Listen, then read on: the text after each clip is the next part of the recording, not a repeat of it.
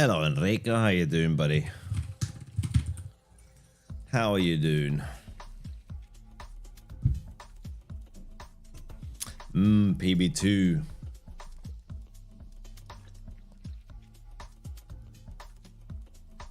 Well, that was not quite the solved. Well, there's always one game duel per stream, so the classic one was played, and I got that one quick fast, but I haven't played the unlimited ones. Oh, that was disgusting.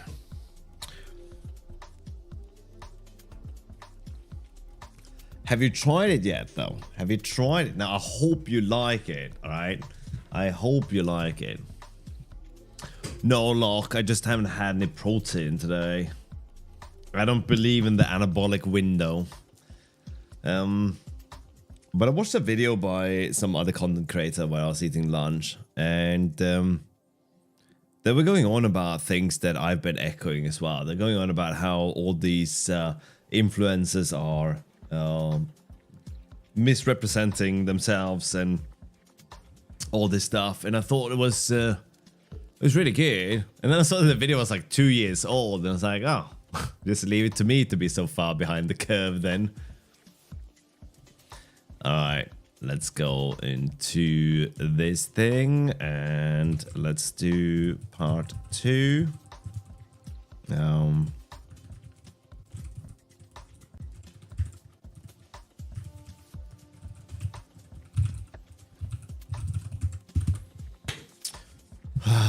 Yeah. Should we do a game duel? Because why wouldn't we? Why wouldn't we do a game duel? I'm feeling like the evening, like, you know, when you get to, oh man, what a good game that is. You know, when you get in, sheep. I do know this game. Which one is this?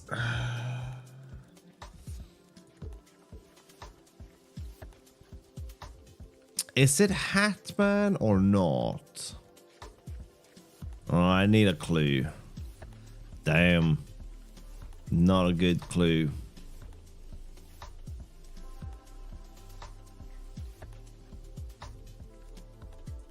I always use Firefox and use DuckDuckGo with Firefox. Mario. Hello, Zen. But Enrico, I can't stress this enough. It's the apple yogurt combo, man. Apple honey yogurt PB2. That's the thing that sold me. Because yogurt on its own is yogurt, but when you add the grated apple, it just gives it such a different texture. Oh, what is this game? I'm sure I've played this. Damn.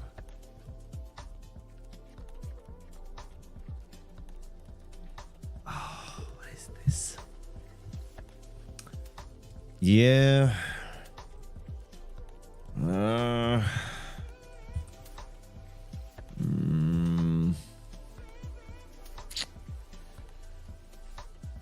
It's clearly not Darkest Dungeon. Hello, Caleb. I'm gonna stop ignoring you now, Bean Juice, because I feel like I thought that would be a funny joke. But I feel like there was never a punchline to it, or the punchline was just lost, so, you know. Hello, Ninth, how you doing? Happy Friday, Axel.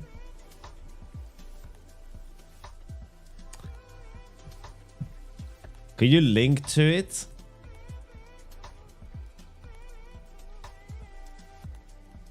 Really?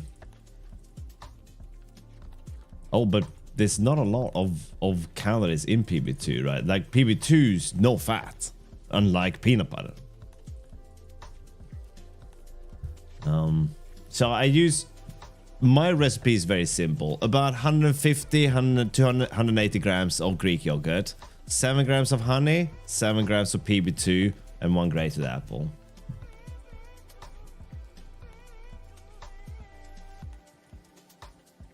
there is fat.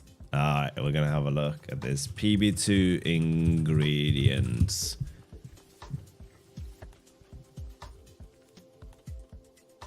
It contains few. Okay, could you show the... Let's just do this.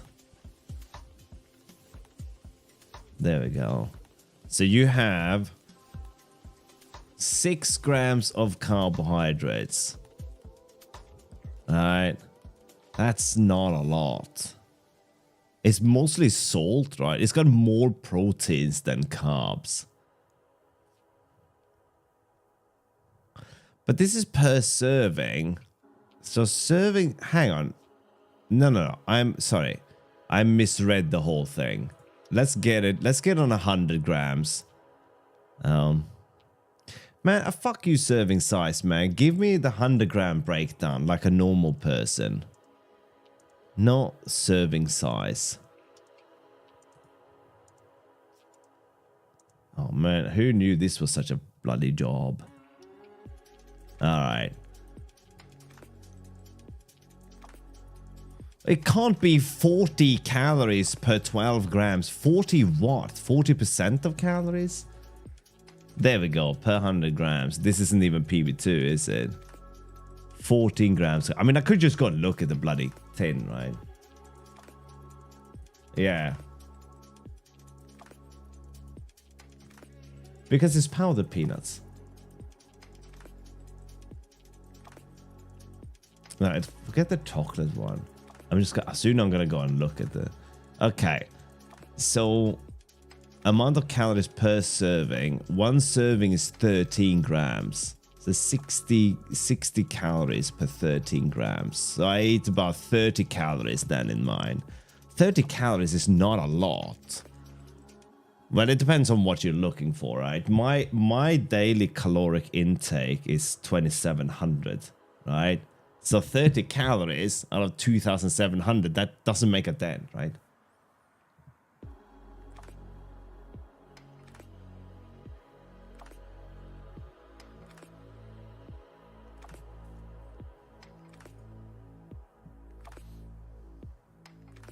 I get it, but I'm just annoyed they don't show per 100 gram though, right?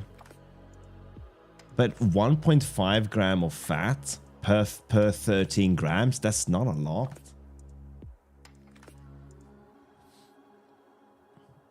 I don't think that's a shortcoming of PB2. If you can't taste the peanut butter in the ground peanut butter, right? I don't think that's a shortcoming of the product, right? I mean, but then how much are you adding then? Are you adding like a layer? Man, that's crazy then. Yeah. I just wonder how many grams you're adding for it to blow out your calories. If double what I would take is 60 calories. 60 calories is nothing, right? How much are you adding, Locke? What are your measurements though, right? What are your measurements? How much Greek yogurt do you actually put in there? Alright, I'm getting lost in this thing. I was sure I played this game, but I don't recognize it. It's not any of the hat games.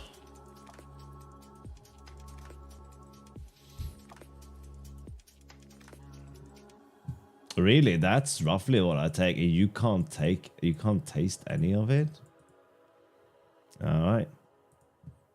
Everyone's different. What was the other thing? There we go. Fuck off. Okay.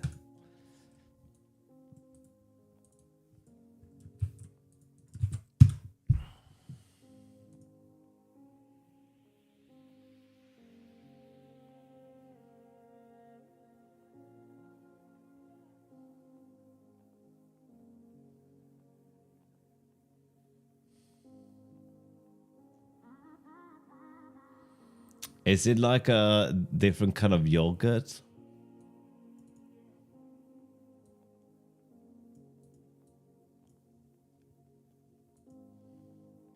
Alright, this seems fine.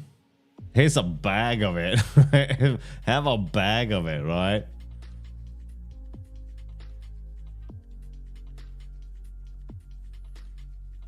Alright. No, I'm not getting this one.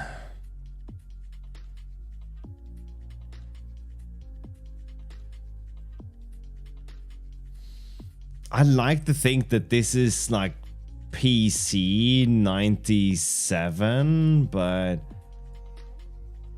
88 Dragon Warrior. No, I did not know this at all. Dragon Warrior 3 as well. What is I have not played this game. What is Dragon Warrior 3?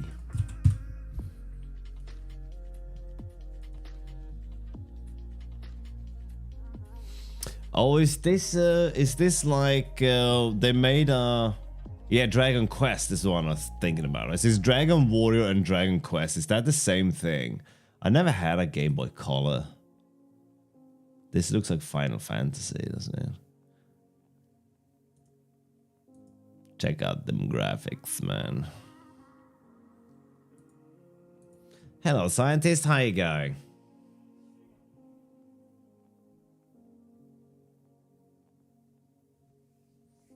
Alright. Thanks for the raid. Welcome, raiders. I just failed at Game Duel, so I'm just having a look at what the game was. Didn't know anything about this game. An HD remake. Alright. Yeah, regular yogurt is a bit too loosey-goosey for me. I like the Greek yogurt because it's a bit thicker, has more texture or more volume to it when you eat it. Like, regular yogurt is like you can drink it.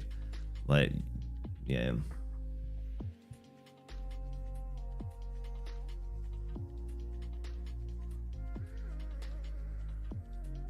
Alright, so Dragon Warrior is the US name for Dragon Quest, gotcha.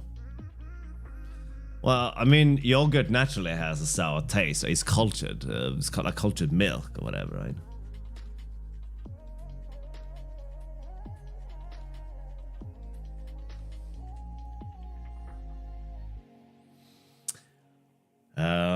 Yeah.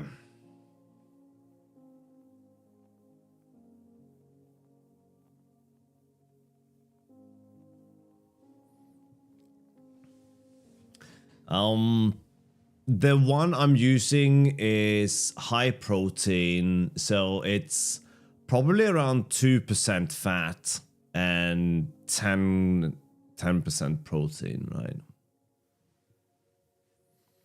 But you should be able to find it. I don't eat the full fat Greek yogurt. Sometimes I do. The full fat stuff isn't that fatty, right?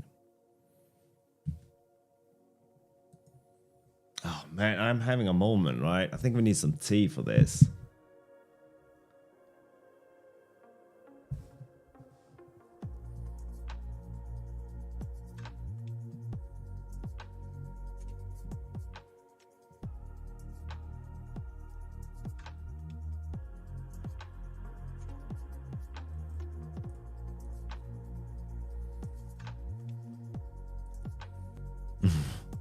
Well, that's good. It's good to have options, right? What are we gonna do? I really don't feel like programming right now. Holy shit, that's really good. Man, I wish I had that. Damn right it is. 1% fat and 14 grams of protein. That's really good. Fat-free yogurts are crap because of how it's made. I don't eat the yogurts just because they're good.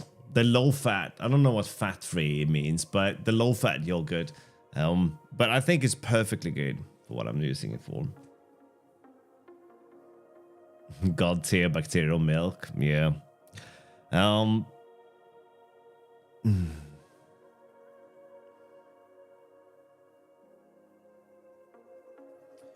What are we gonna do? Alright. I feel so drained and I feel so worn down by this project now. I'm not gonna start another project, right? I just have to get on with it, I guess. We're close to the finish line, so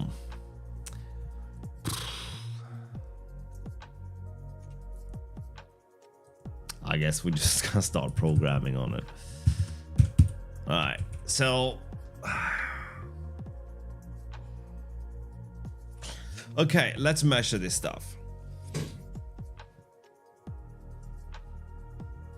Oh yeah, no, that I can understand. It's a bit gross. Let's go and replace the entire render code. So we just do the work. But we can't let this be... Wait, why is this so slow in here? Now that I think about it, what's the slow part? Can't be the output flush.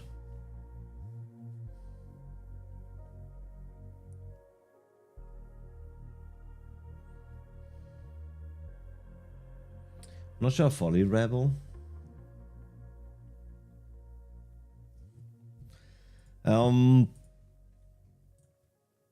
There's no way to lose all your weight, right? Well, actually, Armadon, there is, but you have to wait until you're in the ground, okay?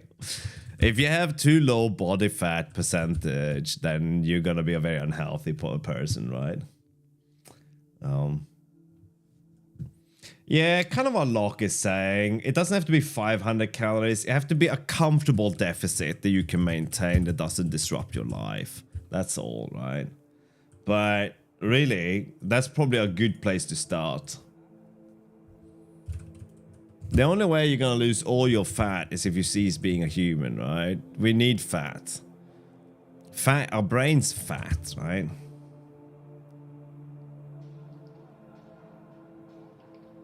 £110, that's pretty damn good, gaming.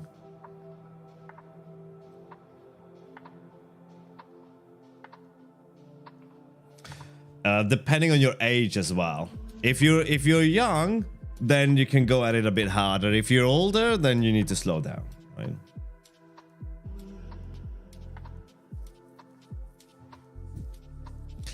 I got a fat-free brain. All right. So Rebel, I'm not sure I follow. The profiler gives us an overview, though. It lets us see the whole thing.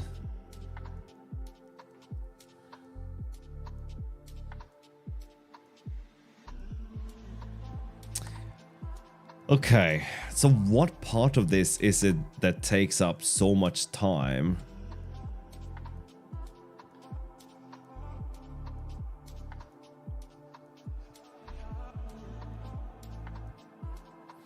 Yeah, losing weight should not be a goal, as Crispy says. It should be, you should have a direction, not a goal.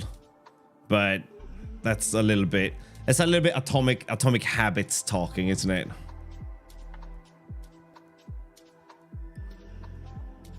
Really is, Locke, and it's not just marketing. It's all the bullshit. All the bro science that's involved. But I think the one thing that most people agree on is that it doesn't matter how you get there as long as you get there, right? And when I'm talking about get there, it's not some kind of weight goal, but into your deficit. Whether you do intermittent fasting, low carb, high fat, keto, Atkins, Rowan Atkins, just whatever you do, it's as long as you go into a caloric deficit. That's all there is. Consume less calories than you use, and you'll be fine. You'll start to lose weight naturally, right?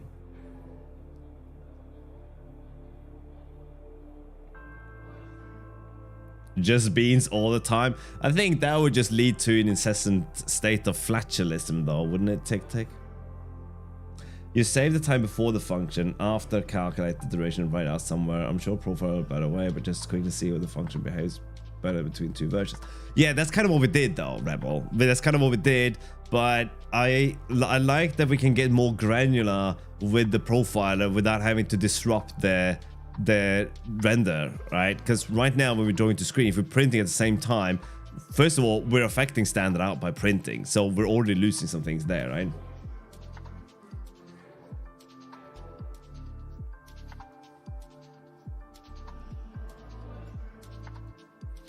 I reached a weight where, so this is not a very interesting topic, so we're gonna move away from here, but I reached a weight where I was suddenly incredibly conscious of the seatbelt in the car. So this is a kind of a weird realization when you are jumping up and down in weights a lot. So I've gone up and down. Now my goal is to add 10 kilos because I've lost 5 kilos, but not in a sensible way. So I lost 5 kilos after being sick and getting pretty down about the whole thing that transpired. But and now I'm on my way up again, and it's really hard for me because I'm losing weight at a caloric intake of 2700. So that means I have to up my calories, and it's difficult. It sounds like a fun problem, but it's not just about quantity, it's about quality as well. And if you're eating healthy, you have to eat more food. It's simple as that, right? If you're gonna balance your macros, you can't just stuff donuts in your face and be like, yeah, I'm getting calories. Yeah, this is great. You get no protein and you get no none of the other health benefits of things like salads and stuff. But whatever. But when I was at my heaviest, I got in a car and I remember putting the seatbelt on and my stomach went over the seatbelt, and that realization that I don't want this. This feels weird to me. That's the thing. It sounds like I was like overweight or something. I wasn't, right? I just had a big belly and nothing else, right? But you know. And it's just, but again, it's just I think we put like too much stock into these things, right? I'm freaking middle-aged. What do I care? I'm not gonna go and pick up girls anywhere anytime soon, right? That little avenue has been closed down for good. It's all about how you feel, right? And whether you feel good the way you are, that is obviously the best thing to do. You feel good the way you are. That if you want to change something, but you know, you gotta feel good in the way you are, right? Not get so into the hype of all this bullshit, right? Yeah. No, don't worry about Ramadan. No. Where's this with biking? Oh, yes. Oh, God, yes. Leaning forward. But, yeah. Just go pick up your wife every day. I am under strict instructions never to do that again, Caleb. Because I've been working out and I'll be like, yeah, I can lift heavy now. Well, you can foresee how that conversation went and how it didn't end up well. Sweden is the highest consumed per capita of ketchup, and I'm not sure what to do with this information. Assuming that you live in Sweden, you could stop eating ketchup and do your part to adjust the stats if the stats are important to you. Oh, hello, London. How you going? All right. Why would you flirt with your wife, man? That's like paying for something you already bought. It's just... This is just conversation that keeps on giving, right? I think I'm gonna put the kettle on, and then we're gonna do a little bit of programming. But I gotta be honest with you. No, I don't have to, but I choose to be. I don't want to write code. I feel like writing code right now is like eating after a heavy meal. It's like running the moment you wake up in the morning. It's like setting fire to your socks while you're wearing them. All right, give me a second.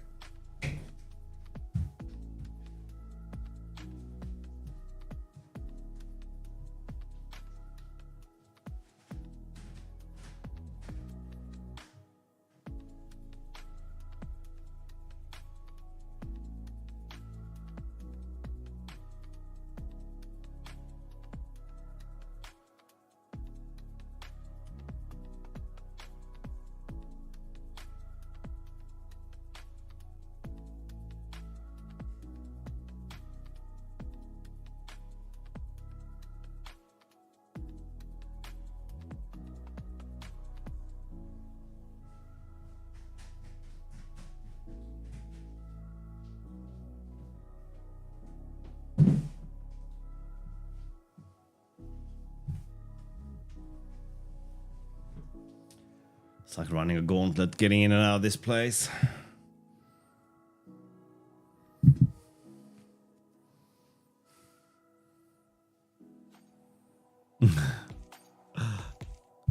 Well, that's nice, fun guy. I think you can see who it was if you click on your, like, the details of your username. I think you'll see who gifted it to you. It was probably either Hardliner, Boppy, or Angel, or Temporis.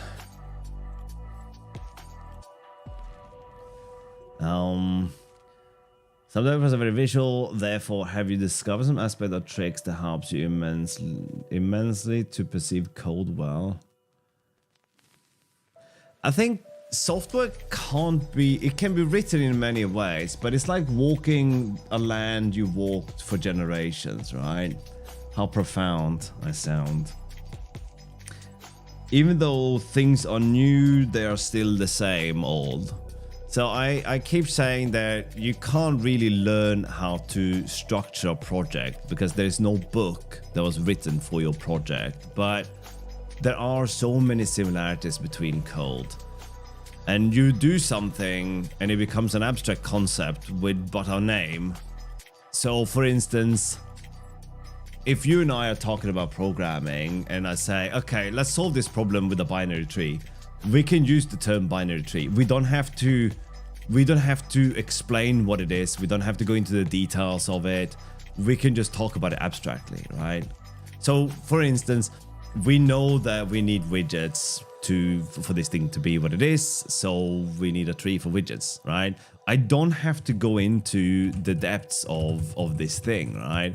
I don't have to look at the tree, all this code that we have here, and I just know that it's a tree and I know what it can do, right? I don't have to look at, what do we got, 646 lines of code, right? To me, it's just a word, tree, right? So you kind of work with abstract concepts. Whether you're a visual, like whether you visualize it or you got a fascia or whatever it is, it doesn't matter, right? Because they're still the same abstract concept. Some people will visualize things. I remember this guy who could memorize like pi to the 100th digit, and he explained how his mind was working with numbers, and they were like these colors and shapes and everything, and I thought it was fascinating. But to me, it doesn't work like that. Right? Now I'm gonna go pour some hot water.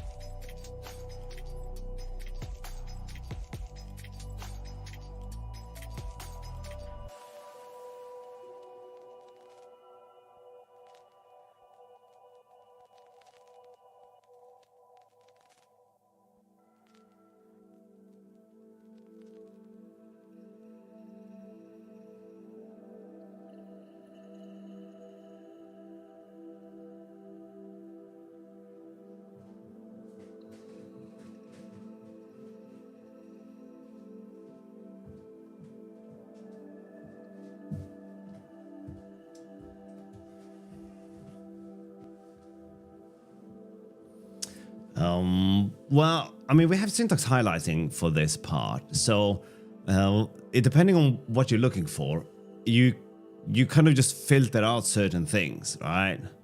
Based on their color. Like this whole thing is irrelevant, right?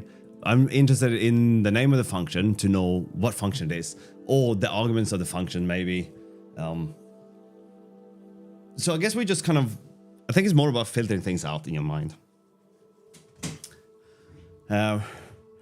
I can't deal with another donation like stream. I think it would be, yeah, I just gotta put the information out. Caleb, that's all. But I feel like before I do that, I need to finish Witchbox 2, right? I just need to have fun, all right? I am severely fun depleted, right? I love streaming and I love programming, but doing something, even though you love it, it is still a job. And there are still times when you don't want to do it, but you kind of have to do it, right? and otherwise things don't move forward and so on and so forth, right? And today is one of those days where I just feel how do we elaborate this without sounding like a poor me, right? I just feel like an incredibly boring person today, right? That's not a good feeling. And not fishing for compliments. I generally just feel boring. Going camping on your own is probably not super fun. And if I said to my wife and child, if we're going camping, I would not find them for a long time. That's not anathema. But I feel like it's kind of bad form to do a subathon without having some kind of visual trigger for subs and stuff. I kind of feel like that's a bit shit. So I want to finish those things before I do something like that, Caleb. I think it's called getting old. Fine. Let me go and get the tea. Damn it. Old man coming through, fucking old. What's he gonna do? He's gonna get the tea. Gonna drink it with me.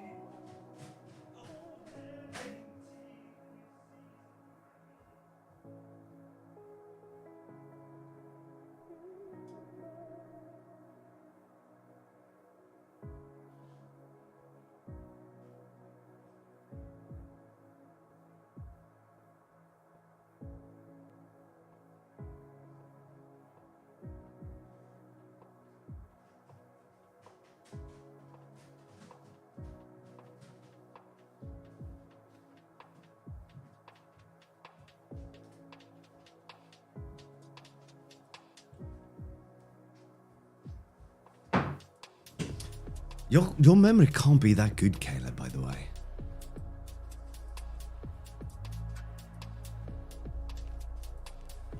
That's impressive if it is.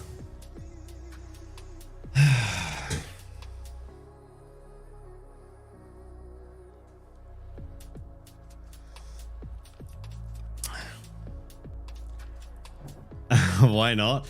I don't know, man. It's just impressive. I don't know if you really remember that we did like a donation thing pretty much a year ago. I don't know if you remember that, or maybe you had some, I don't know, right? That's pretty impressive if you actually remember that, because it's pretty spot on about a year ago since we did that, I think. Or maybe 2 years, I don't remember, but I know that it was around this time of year.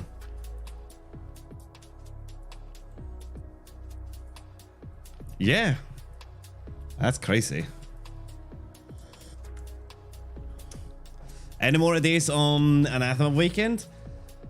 Oh, maybe we should build like a whole display. That would be cool.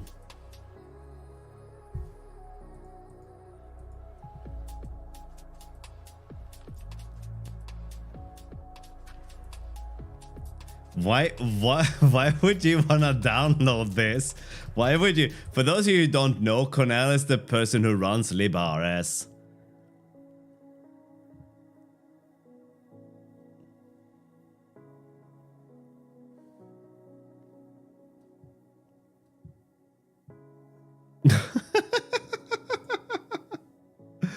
Oh, that's funny. That is funny.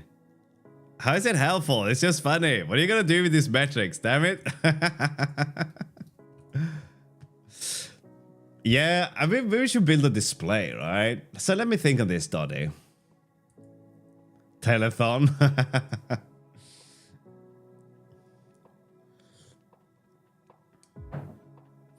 What should we do though, right? We should... Now, I need to find out why this function becomes so incredibly expensive.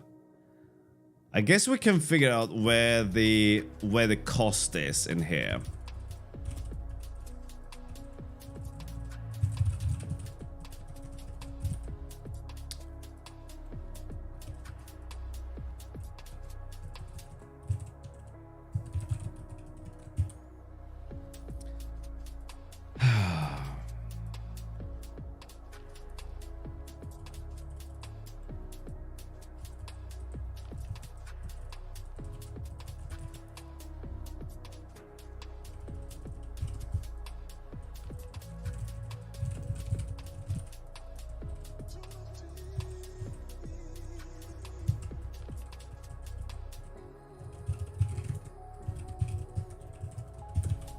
We could try this.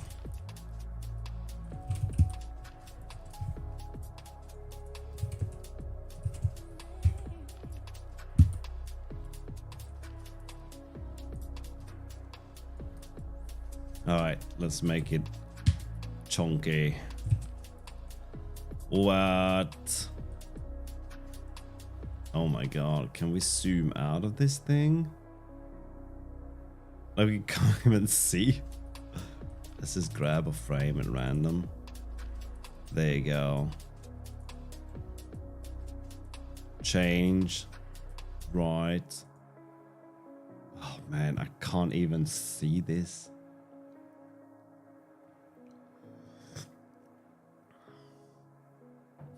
I think after Anathema we might work on a game, right? I don't know, or I might change the way I do streaming completely, right? I might change so we do something completely different. Maybe we become like a only chatting. There's like OnlyFans, but we just chat and there are no fans. I don't know where I'm going with this now.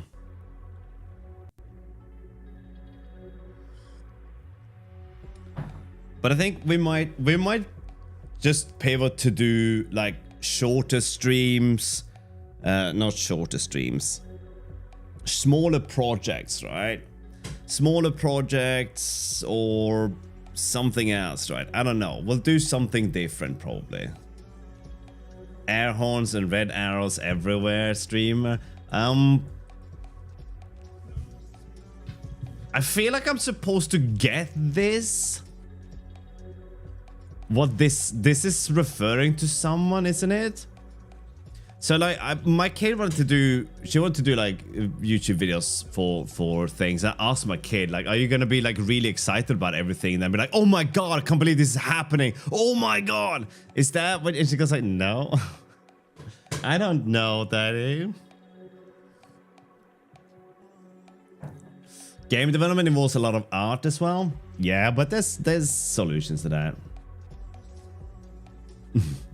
You know how many times I thought about bringing in a stupid fan just to make that joke? At least 3 times. It's just the clickbaity videos. All right. Oh, I see. I thought it was like some famous YouTuber or streamer who was well known for being overly excited about everything, because I think a lot of them do, right? 4 times the charm. Yeah.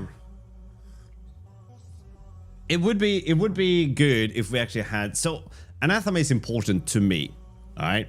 But what is important to you? It would be, okay, in this relationship, what's important to you?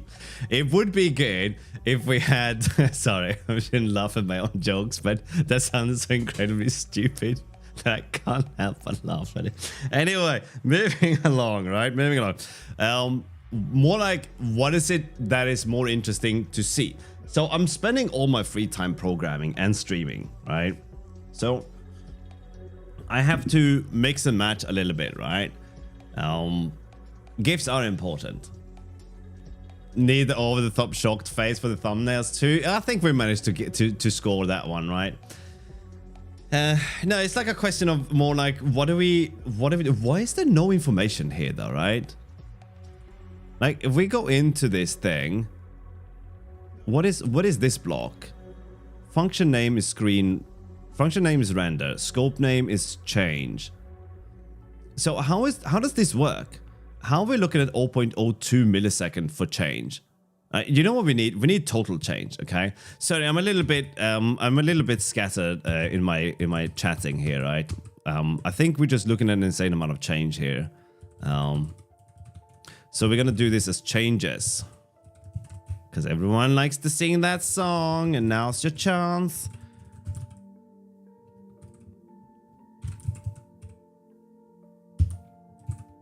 Okay.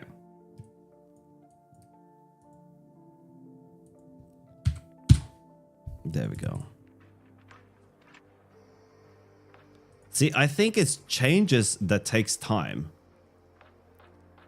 So does this mean it's got 6,345 changes happening? Oh, this kind of makes sense though, doesn't it?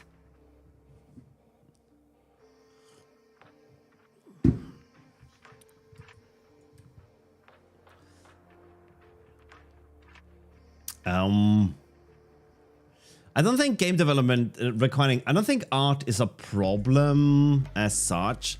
I think it will become a problem in game development, but I think you can get an interesting game loop with just programmer art.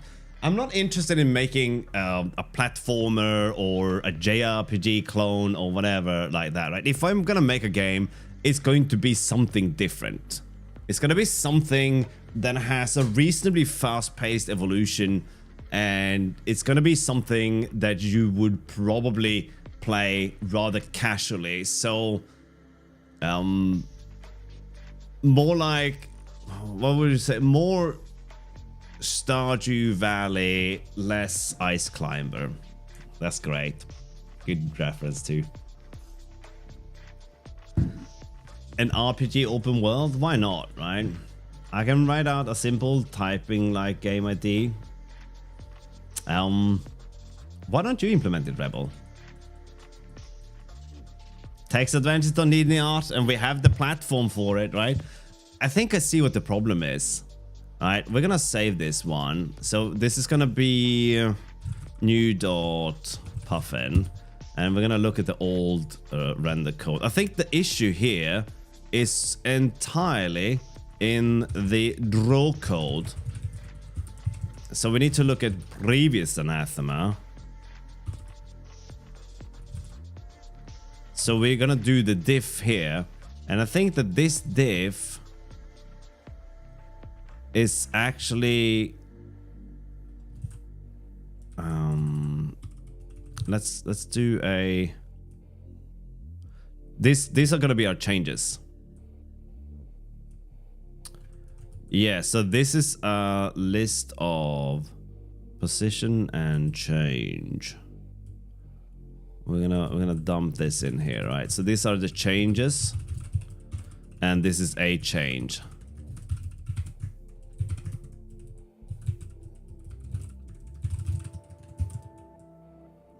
I think we're gonna see this play out rather interestingly here. That's good wording right there. Okay.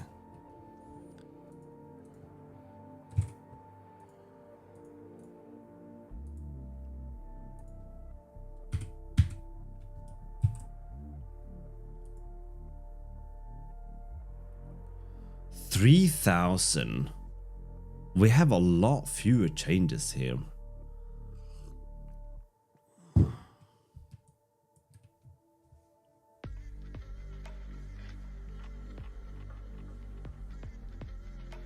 No, that's fair enough, man. That's fair enough. When you're installing a desktop environment, probably never. I don't see the point of them for me. There's nothing I do that would benefit from one. See, we got...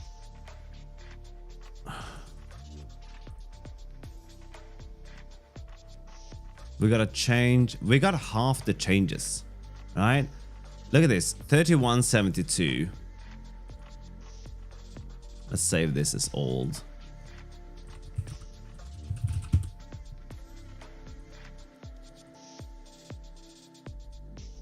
We got twice the changes. I don't know why it's more expensive, but we got twice.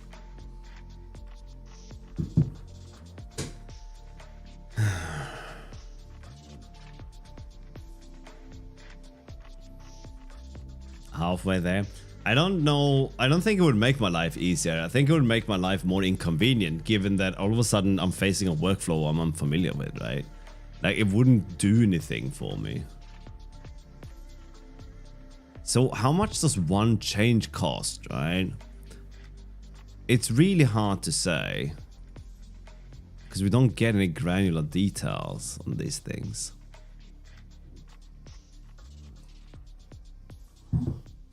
All right, enjoy your lurk. I don't know what I would do for... I don't know how we add value. It's kind of, you can't really fix anything by teaching one person at a time to do something, right? It doesn't work. And that also becomes problematic because people aren't actually willing to commit to things, or they simply can't. So doing educational stuff is a little bit of a tricky one if it's specific for one person. I don't mind helping the odd individual with questions and stuff, and that is perfectly fine. But doing things online is pretty fucking tiresome sometimes, right? It's tiresome. All right. Anyway, sorry, there was a lot of missing context. No one understands what I'm talking about, and it's perfectly fine. What does settings give us?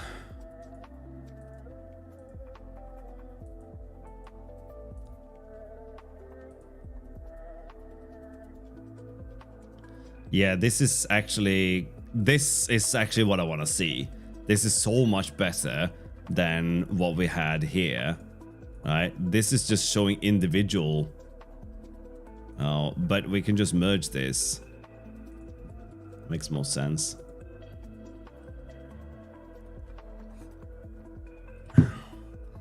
I also feel I don't have the confidence to talk about things, right? Because one of my pet peeves is the amount of bullshit that people make up. And I make up bullshit too. I'm no different, but I try to be a little bit less flippant about it, right? So when I make something up, it's generally unintentional, right? Someone says something like, does this thing have this thing? And I will say, I don't think so. When in reality, the answer should be, I have no idea. I have no idea what that even is. That should be the answer, all right?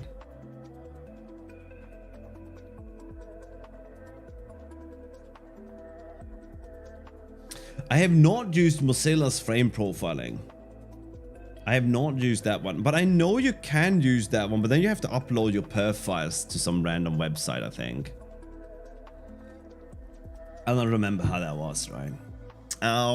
But yeah, so this is why I feel so conflicted when it comes to talking about absolutes, right? Because it's not, nothing is an absolute, right? Ever, anywhere, at all. Right?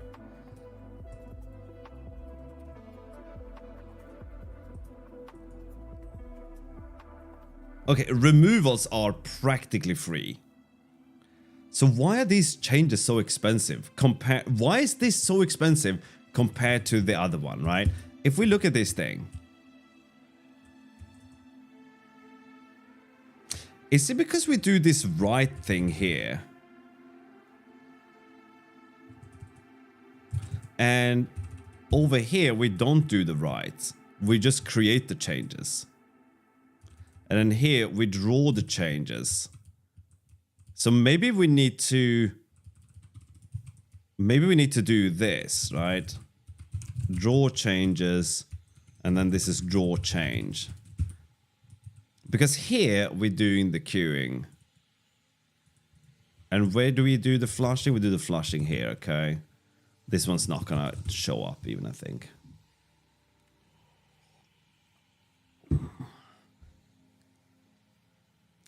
No, we're using Tracy and now we're using Puffin, right? What is an absolute? All right, so for instance, Jonil, I say something dumbass like you should never use for loops, right? You should always use while statements instead of for loops, right? That's an absolute and it's idiotic, right? Always make a plan for every software project you make, right? Always schedule your time so you know when you'll be working on what. All these like really contrived bullshit statements that people are making, right? And like you can probably just pop open any YouTube, anything, right? And I reckon, hang on to your sockets. I gotta push a button. Buttons needs pushing. Damn it. Okay, never mind that. All right, if we just go to YouTube and we can type in programming here, you're gonna get an abundance of dumbassery from these things, right? Well, now we're getting all this damn music. Like, why programming is important, I don't know, right? I can't do this. Why programming is hard for you? This is okay. Here's one, right? Why programming is hard? This is why programming is hard for you. Fuck you. You don't know me. don't make that kind of statement, right? Now, obviously, I don't mean to say fuck you to the coding store. I have no idea who they are. I haven't seen any of their video.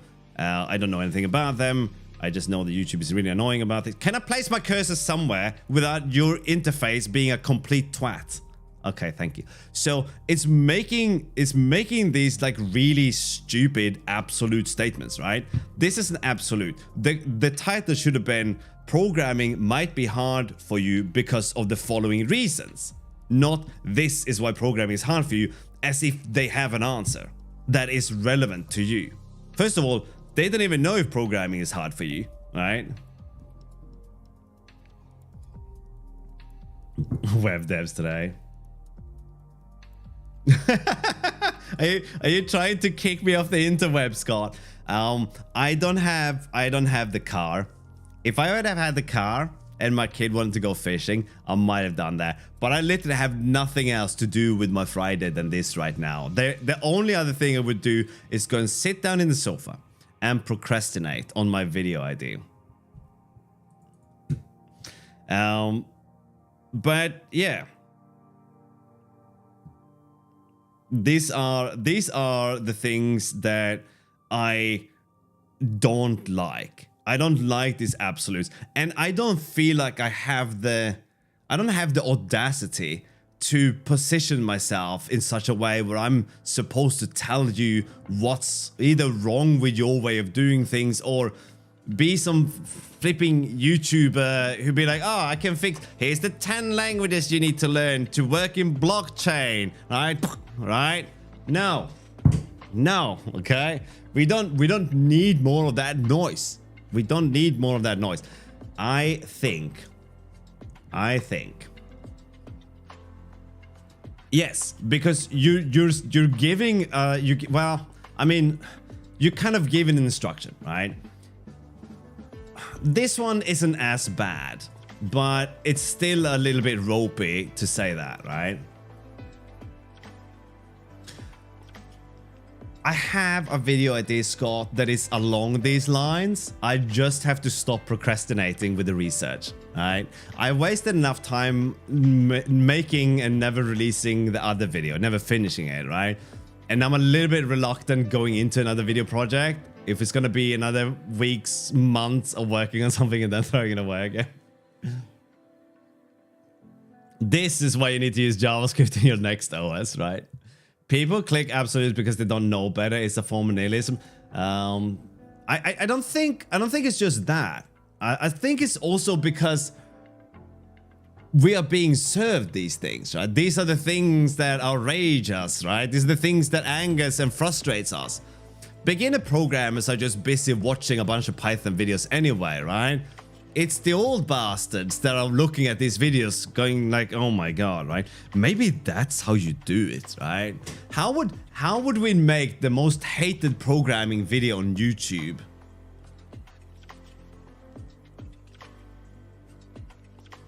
No, we're not doing them. The research I'm looking for is to shape the narrative, right? So you guys have probably heard people say things like, people tell me this, or everyone keeps asking that, when in fact people / everyone is about 3 people, right? So I've experienced enough through my streaming life in terms of questions and videos that I feel like I have built up a worldview that I would like to share with you, but it's not enough that I have experienced this thing. I need to show you what I'm talking about. So I need to have some sources for all these things. But this is about discovering things that I've discovered over the years in a couple of evenings. And it might surprise you to learn this, but search engines aren't as good as you think they are, right? Especially lately, they seem to have gone downhill quite a bit, right? People don't have purpose. I think they do. I think a lot of people are relaxing with YouTube videos. I think a lot of people are lying to themselves with YouTube videos. Oh no, I'm studying this topic. Are you though? Luke Smith about how to make the most hateful video on YouTube. Hang on, who's this again? Whoops. Why do I know this person's name?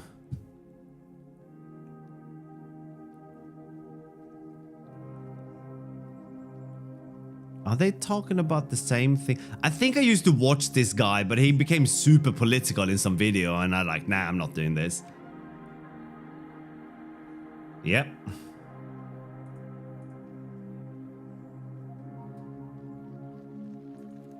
I couldn't imagine using YouTube for anything other than learning. Are you really learning though, Apollo? Alright, that is the question.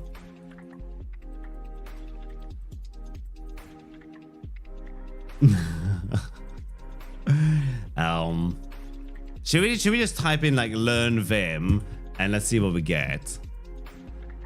The ultimate beginner's guide to learn and mastering Vim, right? Let's get to the absolutes.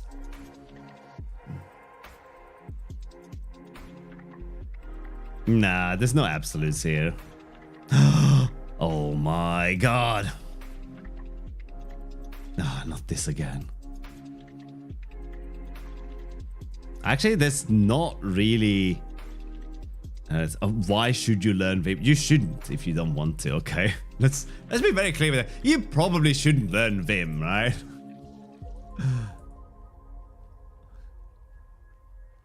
Yep. Yeah, he went super political, so I stopped watching his stuff. Free Code Camp. They dumped everything on YouTube. What is Free Code Camp? Right, we're just exploring. This is not programming right now.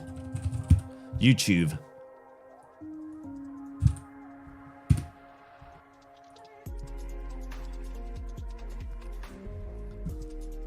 This just looks useful. This is probably meaningless.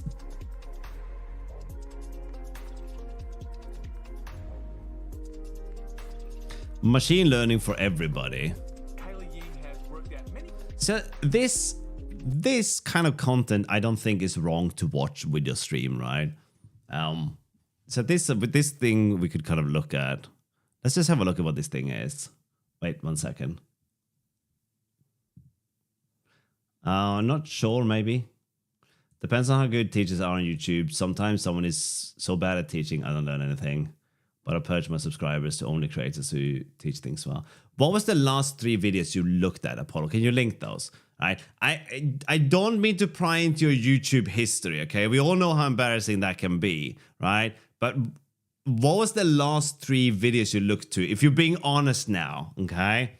Let's see what you got on your learning table. And you are more than welcome to say, I'm not sharing that. Because, you know, you're certainly not obliged to, right? Required to. Free Code Camp is okay. It led me some really good people. Yeah, I don't think so, right? I bet they're shorts.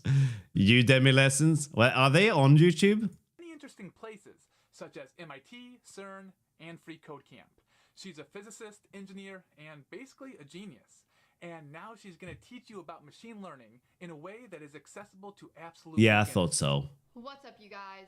So welcome to Machine You know she's a professional YouTuber because she's got a vegetable.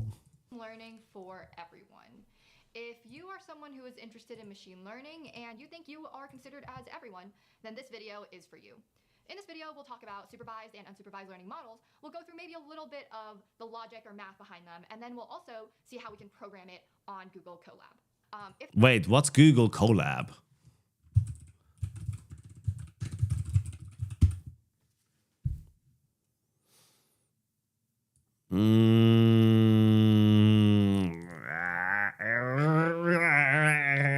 No, why? Why did it have to be that? Okay, we're gonna get rid of that. Learn C++ in 31 hours. Okay, should we do a 31-hour stream where I cry and we do this, right? Yes, please. Python notebooks, yeah. No, I don't want to do anything with Google. All right, let's have a look at what this thing is. It says 31 hours, beginner to advanced. So is this, I mean, this isn't 31 hours long. This is like 5 days long. It's 31 hours. Holy shit. Look at that video length. 21 seconds, 7 minutes, 7 hours, and 1 day. I have never seen a one day long YouTube video.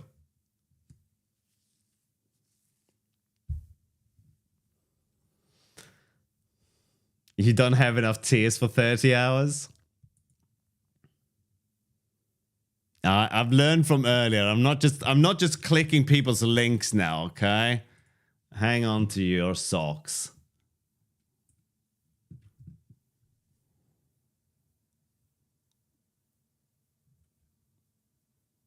And that does not interest me. All right, let's look at 2. HB 1 versus 2 versus 3. That does not interest me. I have spent my life in that world. Thanks, but no thanks.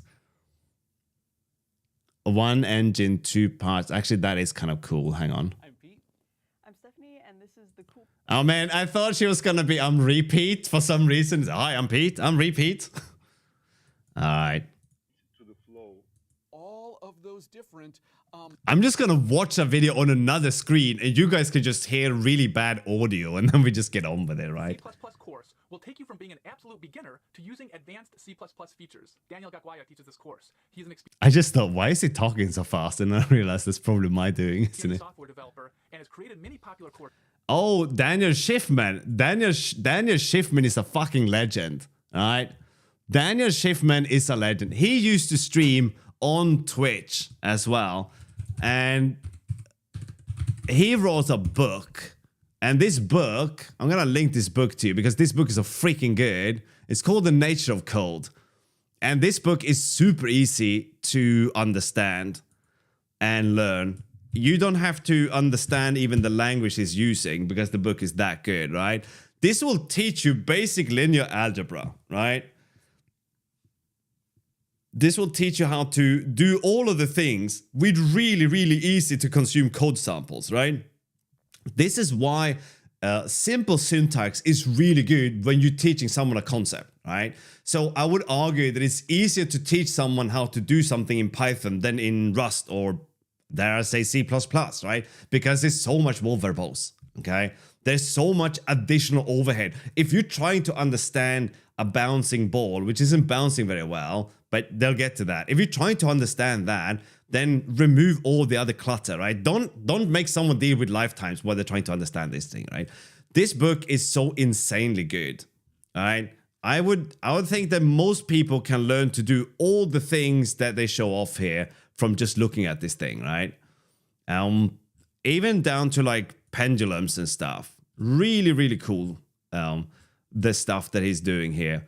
And all the forces that you apply. And again, it's not really that difficult to understand.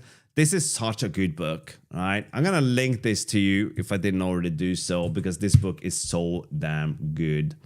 All right, let's have a look. Let's have a look. Courses.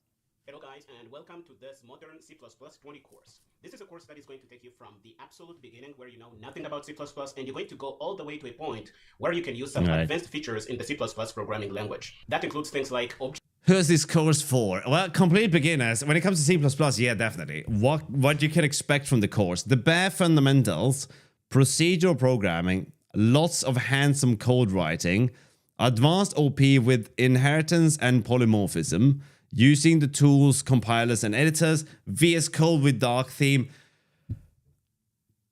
What is expected from you? Time set aside for the course, strong drive and willingness to learn, source code on GitHub. Object-oriented programming with inheritance and polymorphism with the C++ programming language. Now, I'm not going to spend a lot of time convincing you on why you should use C++, but C++ You're gonna...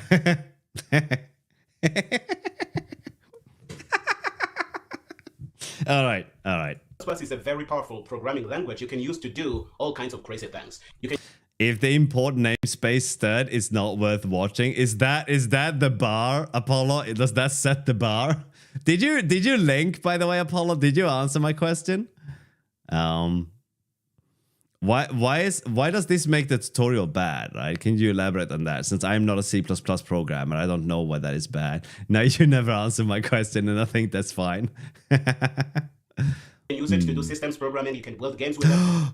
critical infrastructure. You guys talk games. And it is used in a wide range of areas, so you can do a lot with C++.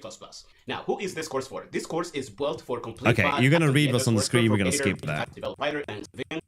And you have others. So I have a few checkout courses writing your own IDE through which you're going to be writing your C++ code. We are going to be using Visual Studio Code as an editor in this course because it is very easy to install. It is cross-platform. It is going to run well on Windows, Mac, and Linux.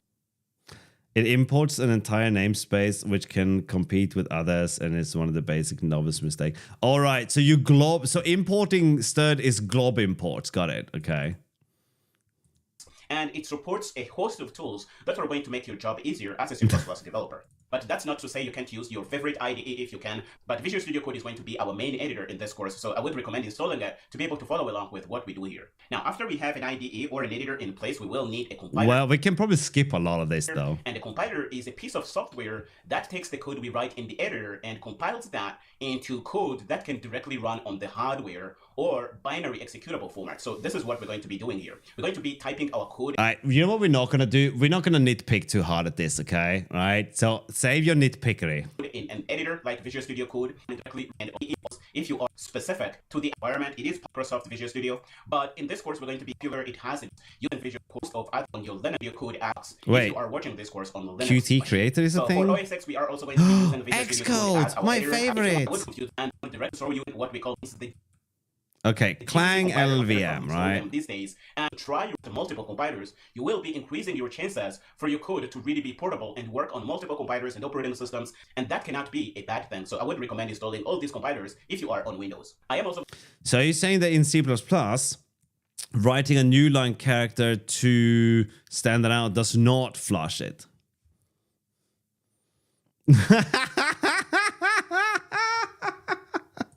Don't worry, Atomic Man. We're just having a quick look at this thing.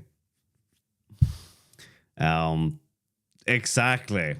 I'm going to show you how to install two compilers on Linux. I am going to show you GCC. We're going to install the shiny new feature in GCC. We're going to install Clang LLVM. All right, so we're going to use GCC. That's good. On Linux, and we will be able to use all these compilers. Again, if you are on Linux, I am going to show you. You can also in this compiler on to install to look. Okay, lettuce 21.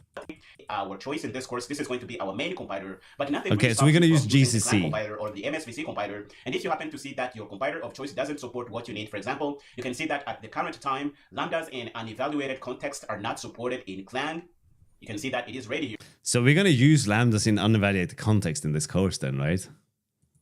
But this is a feature you can use both in GCC and the MSVC compiler from Microsoft. So keep an eye out on this page. Microsoft compiler has to be better because the numbers are a lot larger. To know which kind of things you can use, either GCC, Clang, to learn about your tool. The latest version 2 is, and once you can recommend use future. We done. We can. I feel like we can skip the first half hour of this. Folder, here. So this is GCC. The way you do this, you can go press in. I like to put this in this and you do math for my system variables. So it's depending. All right. And for Clang, you can say Clang ++ version, and this is going to tell you the information about your Clang compiler installation. Let's wait for this to come up. I don't know why it's slow, but you can see that we have our Clang. I don't know why it's slow. Anyway, so this is using Clang. I thought we are gonna use GCC, right? But okay. The latest version is 12.01 C++ 20 application. Let's see. Maybe they use GCC. The download link has a this here. Click. Okay, we don't care about any of this. Alright, I don't care about any of that. Alright, I don't care about any of that. Look at that, we're half hour in, man. We're already half an hour in. We must be getting good, right? Alright, so we're programming, okay? I'm going to put a weird operator here. This is called the spaceship operator. It is just something we can use. Wait, it's called what now? I am going to put a pair of it's called what now? Of parentheses, and I am going to say 10. And I am going to put a weird operator here. This is called the spaceship operator. The spaceship operator. Man, I think the spaceship operator sounds better than Turbofish. I'm sold, guys. I'm sold. Rust, step aside with your Turbofish. We have spaceship operators.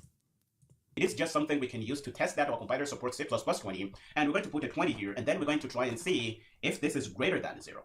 and we're going to print this out. We're going to say stdc out. Again, don't worry if you don't know what this is. This is just a way for us to test and see if our compiler is going to be able to use C++20. We're going to say result here, and this is going to be our program. Now, oh man, look at that.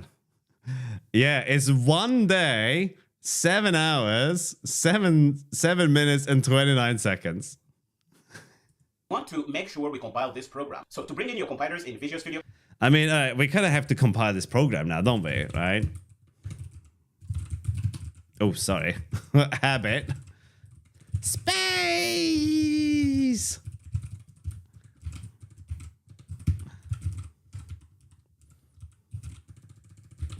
Main.cpp. Okay, so we're gonna do include IOStream main. Whoops, nope, that was wrong language. Can't do that. Also, oh, get your bullshit cursor out of the way. Right, there you go. Right, auto result is equal to 10. This is very exciting now. Whoops, that's okay. 10.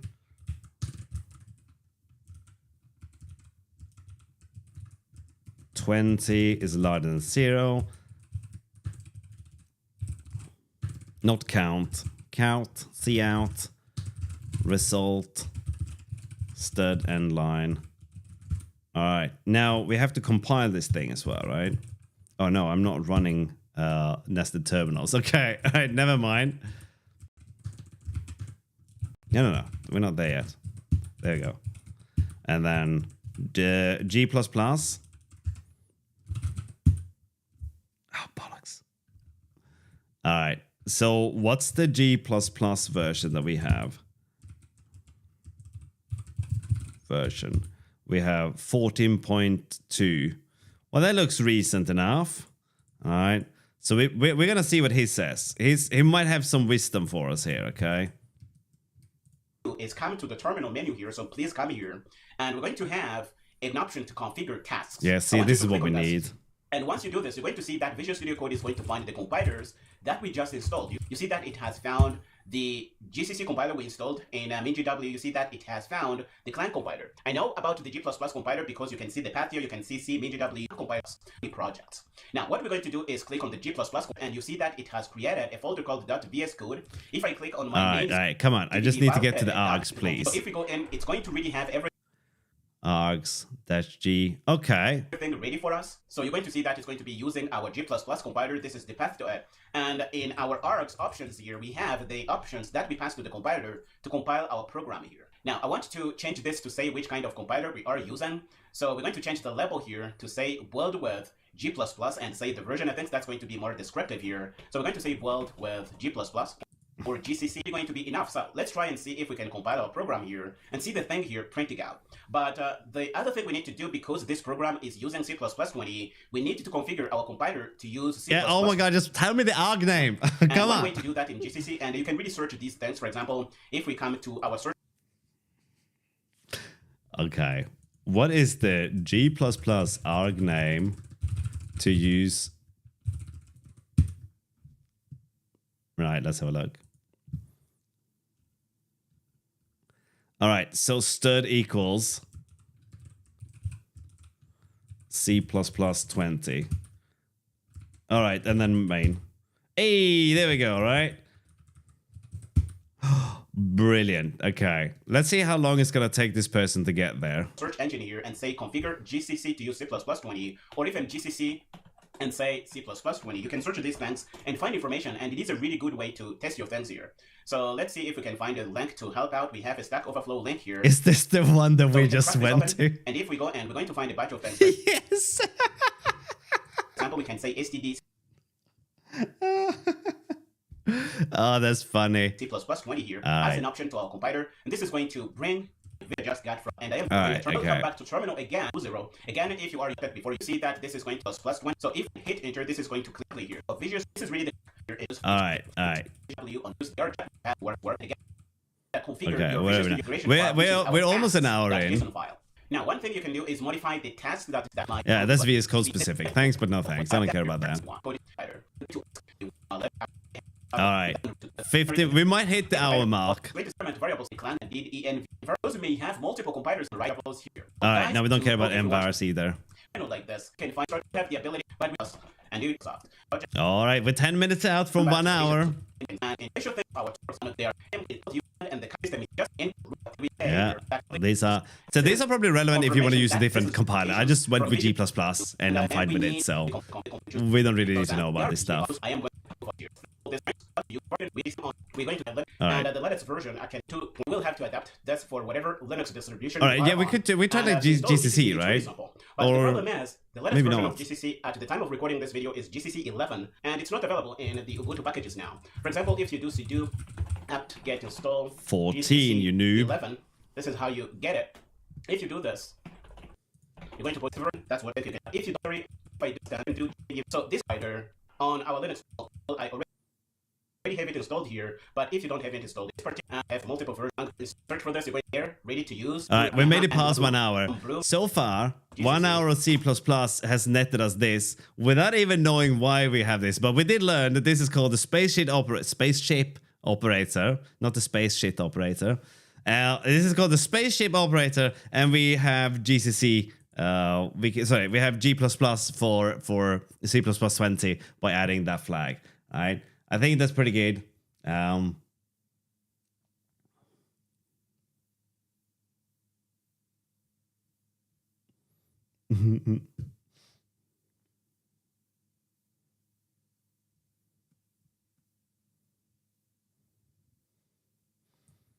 okay. Let's have a look.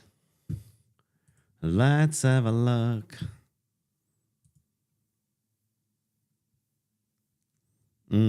Okay, let's open this in a new browser.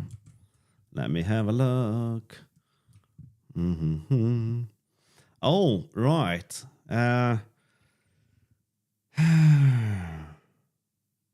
Two players compete in empty or stack first typing competition. Fun, where each player has to type a random line pulled from Rust standard library in order to gain points.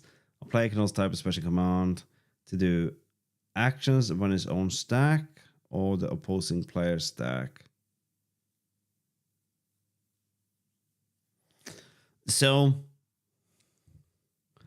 this is the way I would do this would be to generate the game beforehand, send the game state to both player, and then when you start typing, that's when you start the game. But the other person can be a little bit behind, and that should be fine. So I would skip the sending action to the opposing stack. So this thing could effectively almost be offline, but you sort of synchronize state now and then, right? That's so the timing is entirely between you and the server, not you and the other player, if that makes sense. I think this isn't... The hard part is not describing this, and this is really easy to describe in Anathema. It's all the network code that you have to write for this. That's all.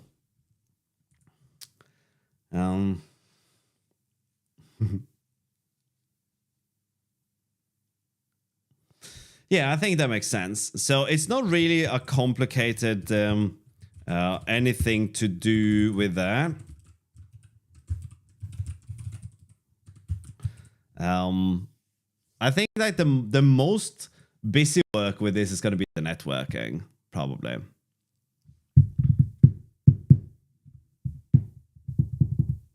Okay. Let me see. I have a dodgy XLR connector there, don't I? Right.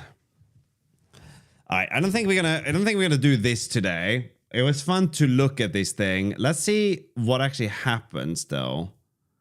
And it's going to tell me that it is already installed because I installed this.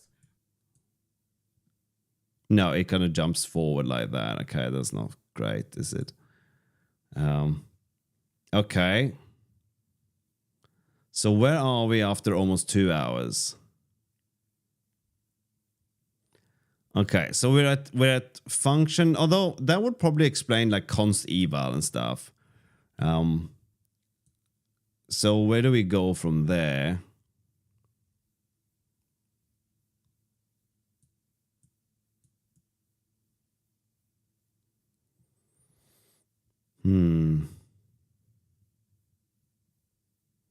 Yeah, this could probably be interesting to watch if you're into that. I'm not, so I'm not gonna watch it. If they had a more interesting thing to do over like 31 hours maybe, but yeah.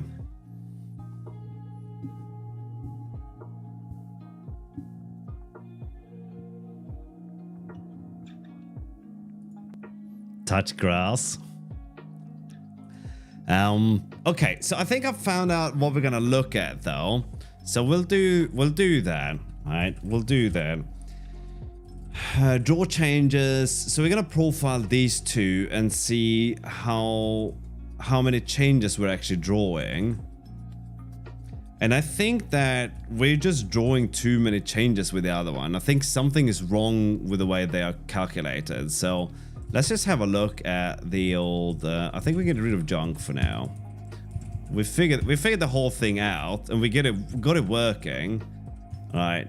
So now we're gonna run another Puffin. That's what we're gonna run. I'm just gonna leave Puffin open. Okay. All right, and then get the changes in. Let's have a look. Let's do our settings says to group.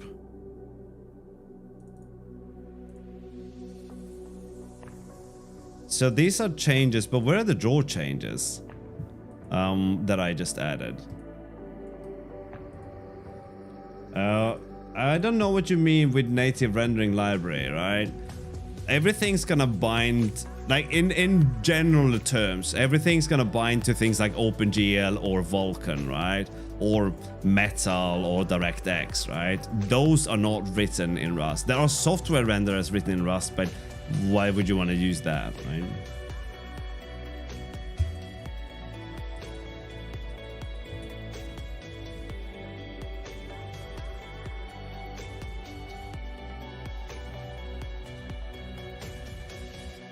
Well, Scott, that depends on the theme of the jam, right?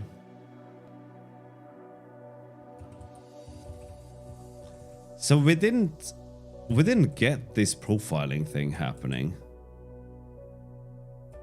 This draw changes it was never called, right?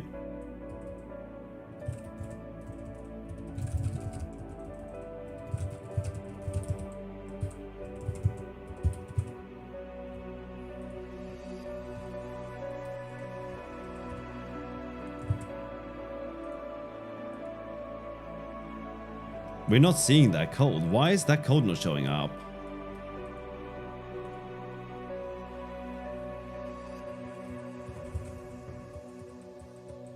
The fundamental problem with building any kind of operating system today is that you are going to be competing against an abundance of drivers. If you can use the Linux drivers almost directly, then you would definitely be off to a good start. I think everything else, you kind of need a Linux compatibility layer if you're building your own operating system, if you want it to be a mainstream desktop OS, right? Otherwise, you're basically going to waste your entire life trying to catch up, right?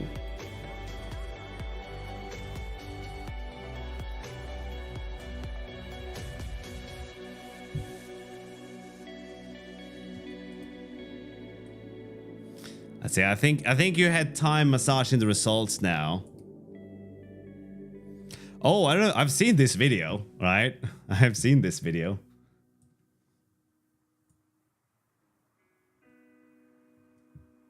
No, I haven't. I just recognize the person. Right? Custom deleter function. In this case, it does nothing more advanced than simply delete the object, but it reports when that... Alright, fine on the bun. I'm using i3. Pretty vanilla i3. I've just changed a little bit of it. Okay, so we're never getting any data for the printing stuff. And that's kind of missing from here. Which is a bit rubbish. This one claims that the render function takes 1.69 milliseconds, but it doesn't. Generating the changes takes 1.69, but what about drawing the changes?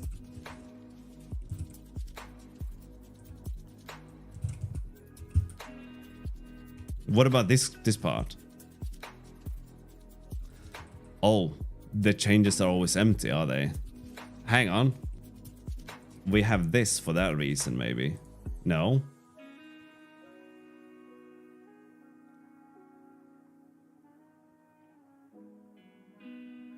This is BS. I tell you what. Let's slow it down, shall we? Let's slow it down.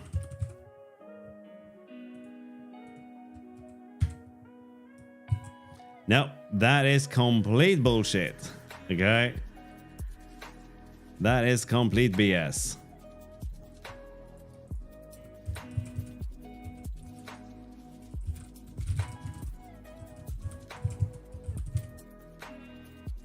Okay, no, we're running the code.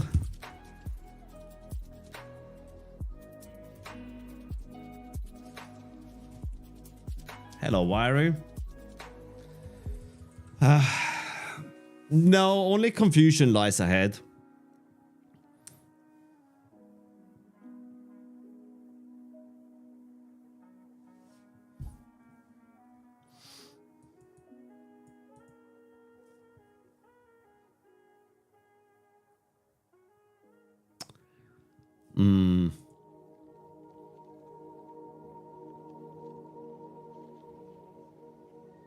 Who isn't?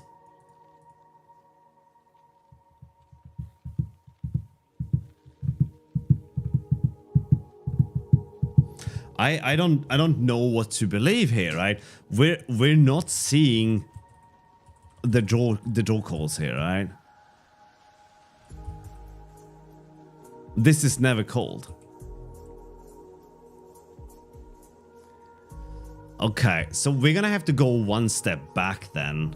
So I think we're gonna drop into the root of anathema and add this to the root toml.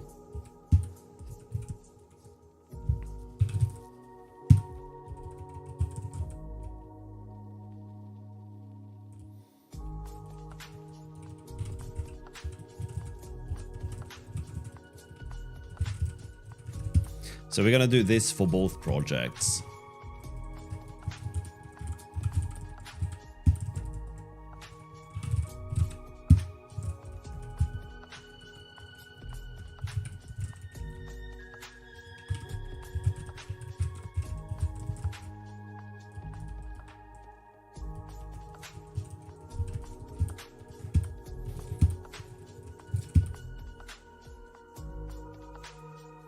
Okay, so let's go into the back end and we're gonna start from here instead.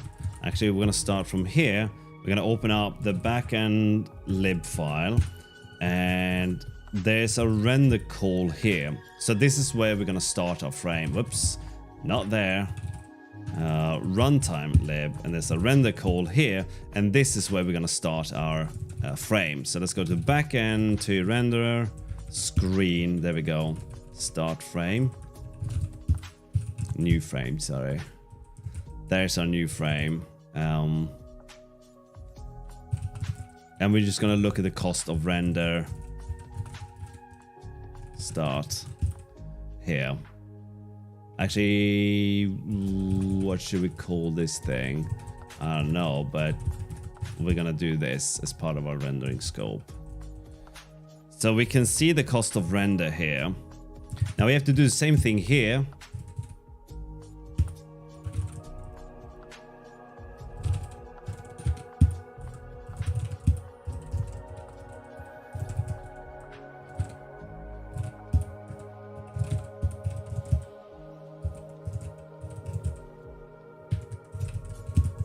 Right, is that the same for both now?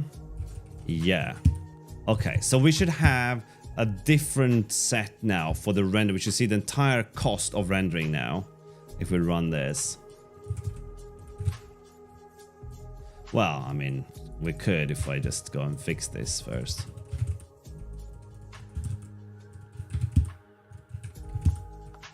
Really? Right, yeah, we have to go to our... this one, and in our runtime we have to add puffin, and we're gonna have to do the same thing here. Runtime. There we go. Okay. Yes. Yes. Okay.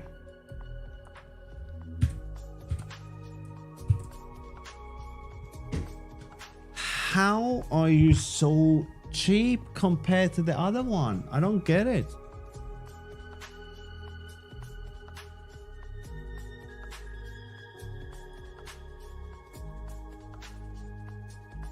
Why? But why does this say 12 millisecond?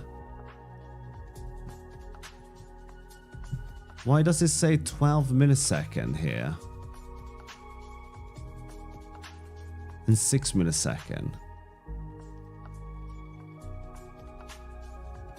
Huh.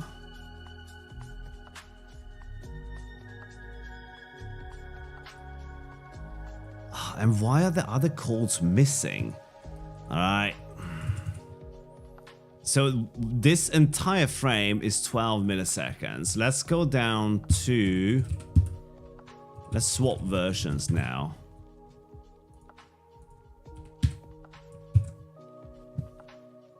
$19 milliseconds. What the shit?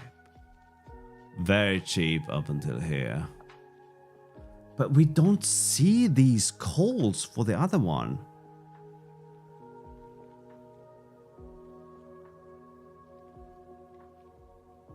These calls aren't there.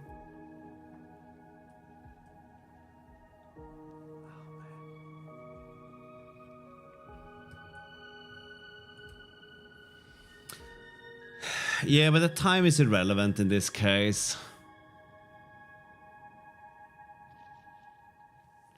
Oh man. What a mystery this is. We seem to be getting results, but the results are completely meaningless.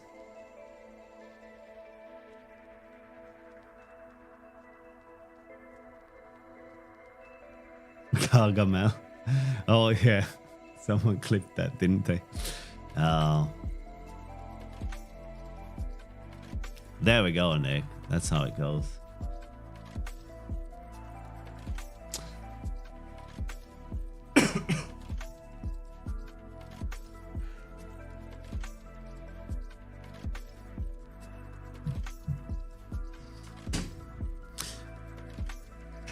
Should we introduce a new style of like backseat programming? So we open up like a call line and people can call in with their suggestions, right?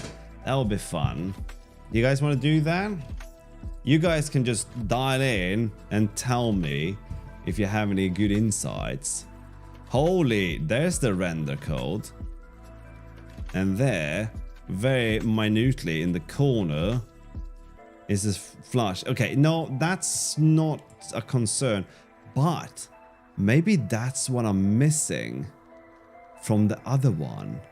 Okay, let's see.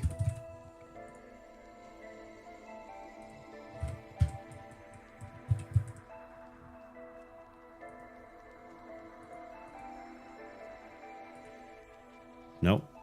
I thought maybe it was here somewhere.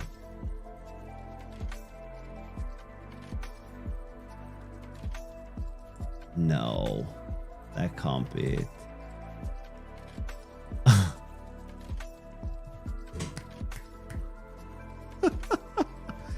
The smallest thing ever.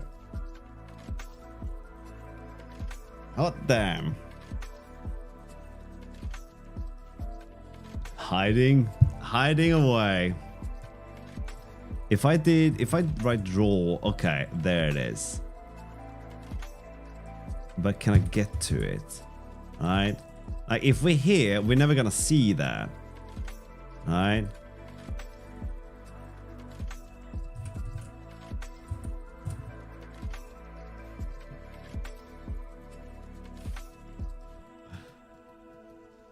There it is. Oh yeah, there's a table. There you go.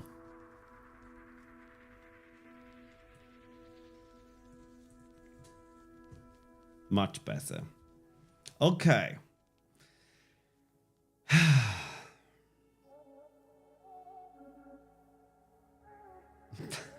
Okay. I need a drink of water. Oh, the joy of programming. Fuck you, Cole.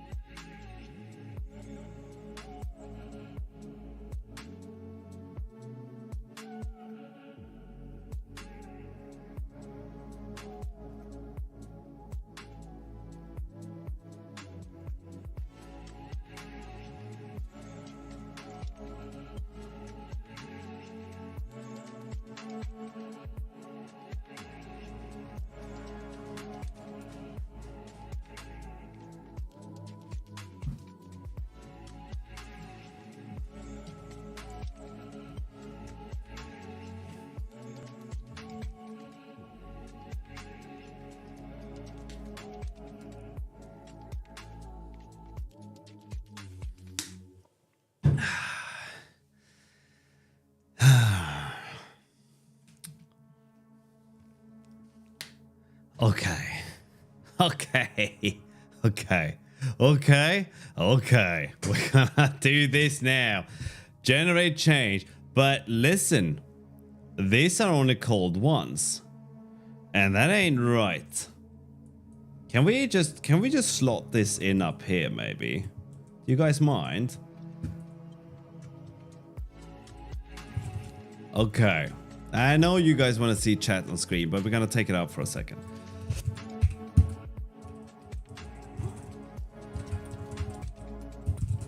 No, go up. Thank you. All right, so the render code. Yeah, I've done it. Phone, leave me alone. No, not snooze for 15 minutes. Oh, hang on, watch this be crazy. Complete. No, not tomorrow. Oh, right, it's every day. Hang on. How do you delete this thing?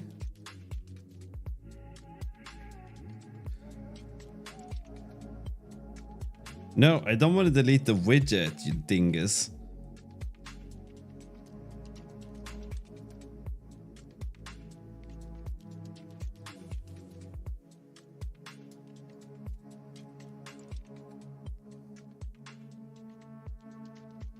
All right, there we go.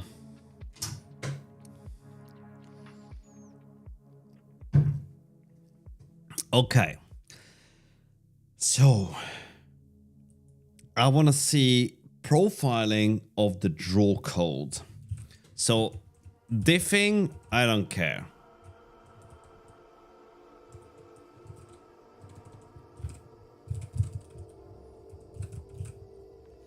Diffing isn't that big a deal.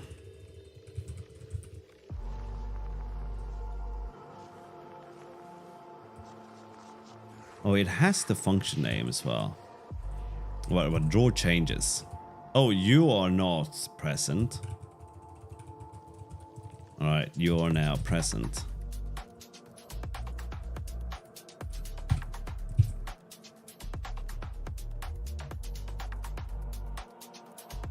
Draw changes is called once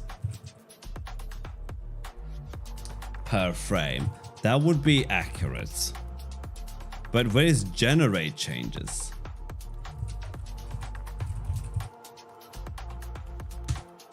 Okay, generate change is called many, but it's not the one I want to see. I want to see draw changes.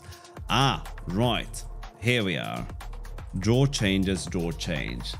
Why is that not present? Draw changes. Draw change. Why aren't we drawing changes?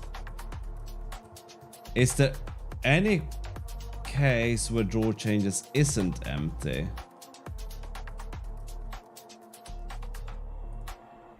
We'll run it again. Can't run there.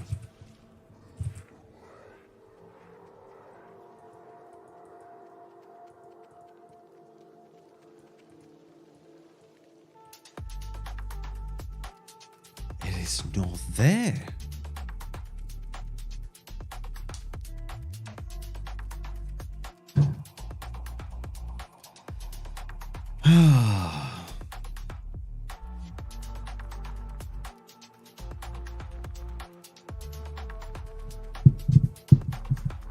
So I'm trying to understand what the cost of the different larger aspects of this code is, right? But changes are seemingly always empty. WTF, mate, right?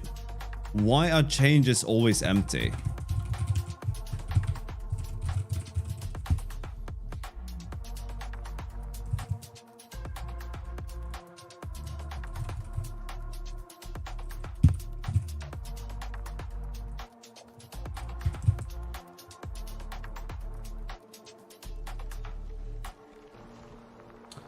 Once, which frame? And it's not very expensive either. I mean, yeah, it's pretty optimized, the code, right? There it is. Just one of these smaller frames. Huh.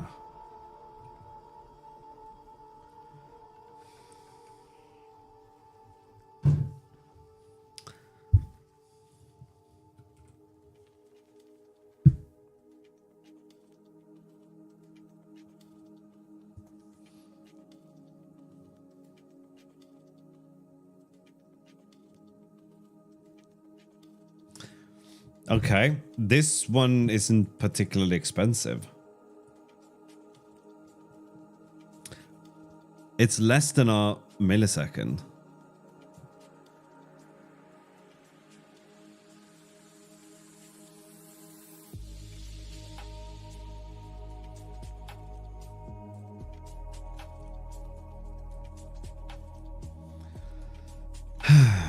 Okay. And we're doing it 3,172 times. Let's swap out this project for this project. And we're doing the render, same as here. No, we're doing this thing inside the brackets, but that's hardly relevant. Actually, maybe it is relevant. We'll do the same thing. Then inside the renderer, we're looking at generate change and drawing change. But herein lies the rub. We don't have that distinction here.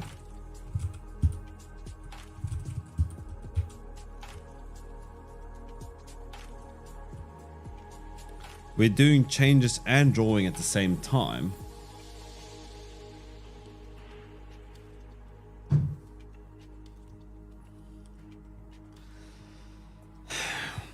Is that the cost per or total? This is the cost of... This is the total cost of doing 3,172 changes. Alright? Hello, Monospace. How you going?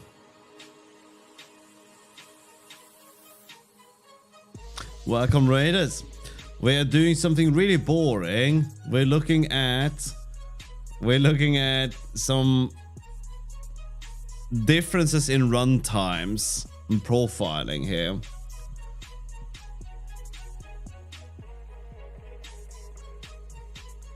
Look at that. We got a puffin with a puffin.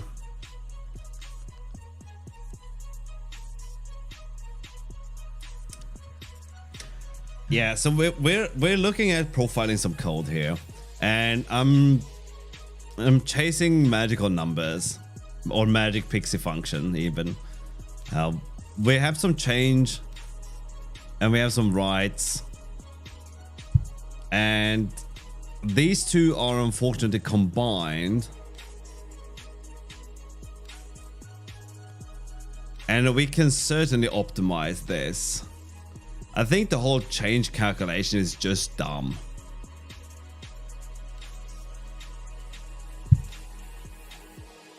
If we run this code, we are gonna see this change being done multiple times. And I think this write function, I wonder what the total of the write function is per frame, because the total of the write function per frame is gonna be the equivalent of this thing. So if the total write function is about 700 microseconds, then we're good. Okay, so let's run it again. From the top. Running. I forgot to do the thing I'm supposed to do. We're gonna save that. And I'm gonna rename this thing. Well, we can just call it right. I think we're okay with that, right? Alright, let's add some data. Bam, there we go. Into the slow. This is gonna be the write function. Fill sticks. That is just a lot more expensive, isn't it?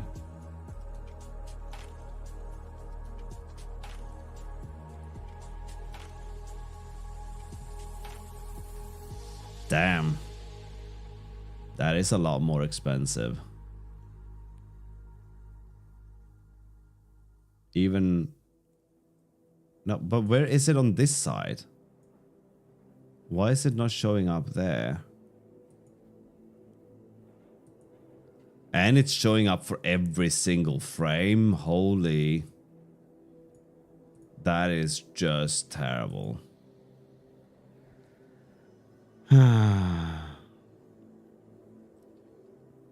And we're just looking at the right. So, and then how does this work?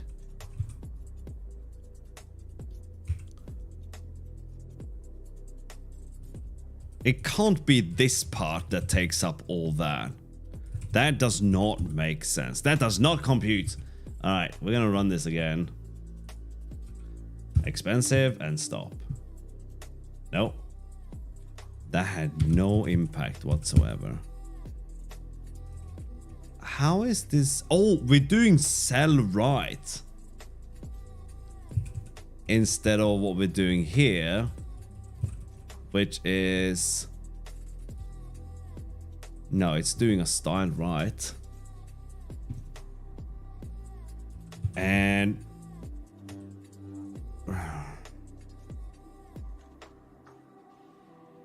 What if we made this thing terrible? We can't make it terrible because we've filtered out a lot of this stuff.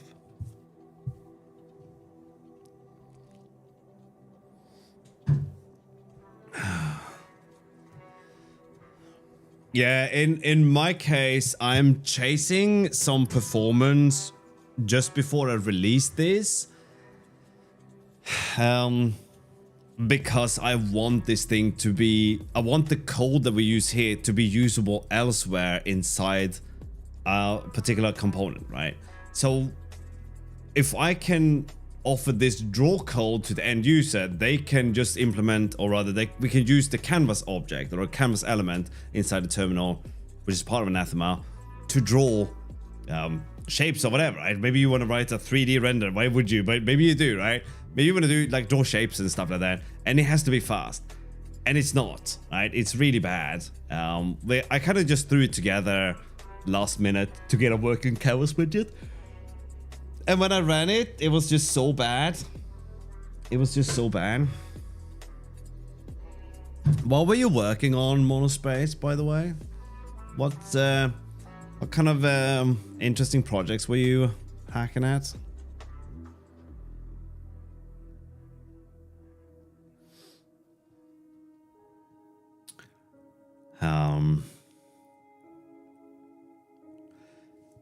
It could, if we stop writing the style and the position and just write this thing, that could be it. But that seems so arbitrary. that it would be. So if we never wrote the style and we never benchmark this thing, it can't be writing the style that takes so much space. Just answering general questions. What does that mean? Oh, really? Oh man, I was just saying before you guys rated that maybe we should introduce a new type of backseating where people can call in. So we set up like a Jitsi instance or something, so people can just call in with the backseating. All right. Instead of shunning backseating, we can capitalize from backseating, right? No one can answer that question. All right, Valor. No one can answer that question. We have no idea what the programming landscape is going to look like in 5 years. Even nonsense. Perfect. All right, I love it. Oh yeah, we did mob programming. I don't know if we did it on stream or not. We might have done it on stream. We did it as an exercise, and it was a little bit funny to do. Certainly has the interesting rules to follow. I think that if you're a little bit, if you want to try something different, then mob programming could be a fun exercise to try. It could also be a horrible nightmare that you hate.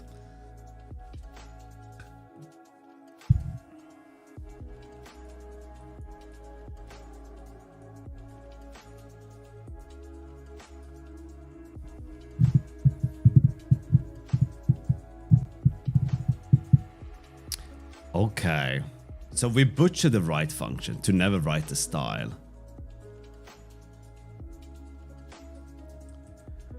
That can't be the most expensive thing, can it? I think that's just Twitch in general though, isn't it? All right, let's record some more data, get the expensive stuff in, and fiddle my stick. Will you look at that? Will you look at these numbers? 634 microseconds because we don't write the style. I did not think that the style would be so expensive to write. Look, we gotta add this back in again. Look at this. 634 microseconds versus... Come on, play. 4,000 microseconds. Jeepers creepers, man.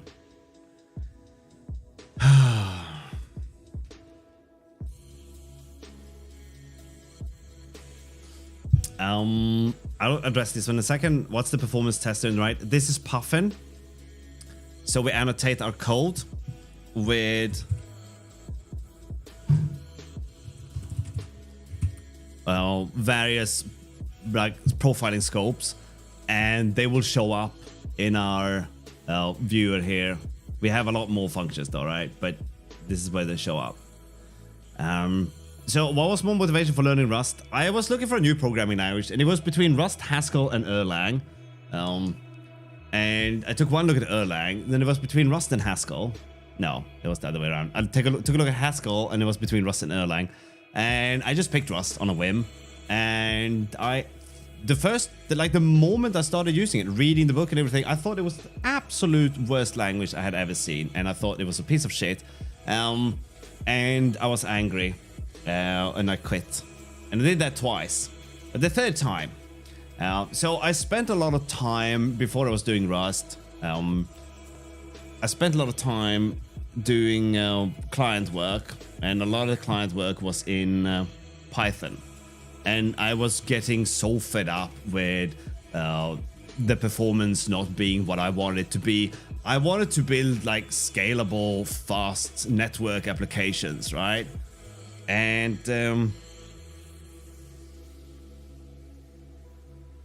is it fine to use macros you yourself made before the jam, or would you have to remake them? No. Yes, that's fine. So yeah, so I quit Rust twice because of my own hubris, right? I was like, I'm too good a programmer to have to put up with this bullshit. I said, well, I'm paraphrasing myself now, but and then the third time, oh yeah, by the way, I wrote some netcode using Rust, and it turned out that it was slower than some Python code I wrote. So I want to stress this: when people talk about performance of programming languages, there is no such thing as the performance of programming language without the programmer, right? Someone has to write the code that performs, right? And if that programmer is not very good, then it's like putting a blind person behind the wheels of a Formula 1 car, right? Or me, right? Not behind me behind the wheels of a car, right? I'm a terrible driver. Why? I wouldn't be able to utilize a Formula 1 car.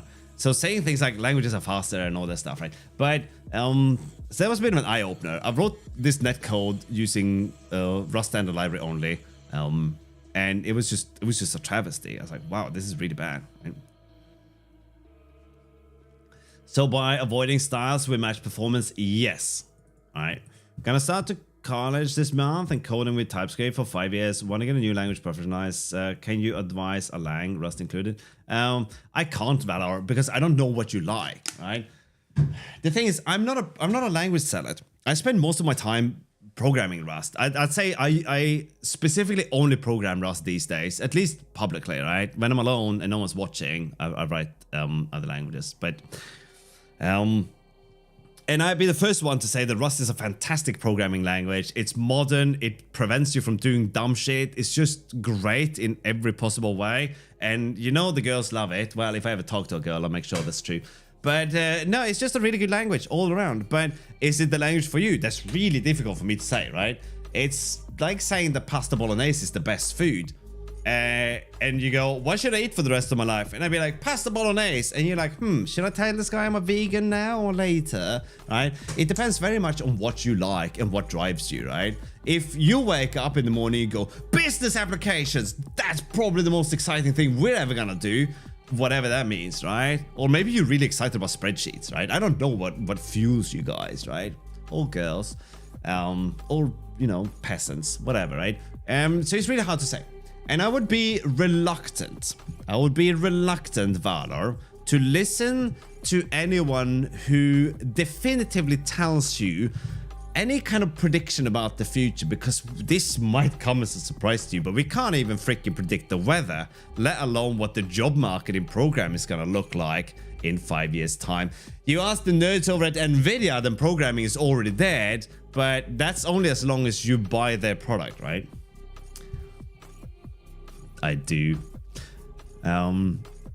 Yes, and that was always the plan, Wairu. I just threw this in there. I had no idea that the styles were gonna be that expensive. Let's open up. I don't want to. I see RS, I think Rust. Everything else about this sentence is just, I just see Rust, Rust, Rust, Rust, Rust.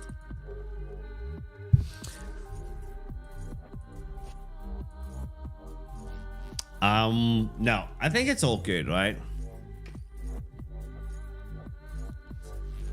My X is faster than your Y. Oh man, I thought like your X is faster than my X, and my X is an angry Spanish girl, so I don't know, man. You have to be pretty fast, alright? Most often say more about the person than the language. Yeah, I'm very... I don't know, why am I not following you, Monospace? Let me have a look, right? Let me have a look at what you're up to. You seem like a sound individual. Can we just pop this? Oh my god, this is so fast. There you go, right? There we go. Let's give you a follow. And give you a follow.com. There you go, right? Have a look. Yeah, I'm very reluctant. So I'm polite to people who talk in absolutes and have incredible definitive statements. If I wasn't, then I would alienate half my chat. But I don't take it in, right? When someone says things like, oh, no, you should definitely learn Mojo and you should only do this and do that, man, I get very like, I don't know, man. But I just smile and nod, like.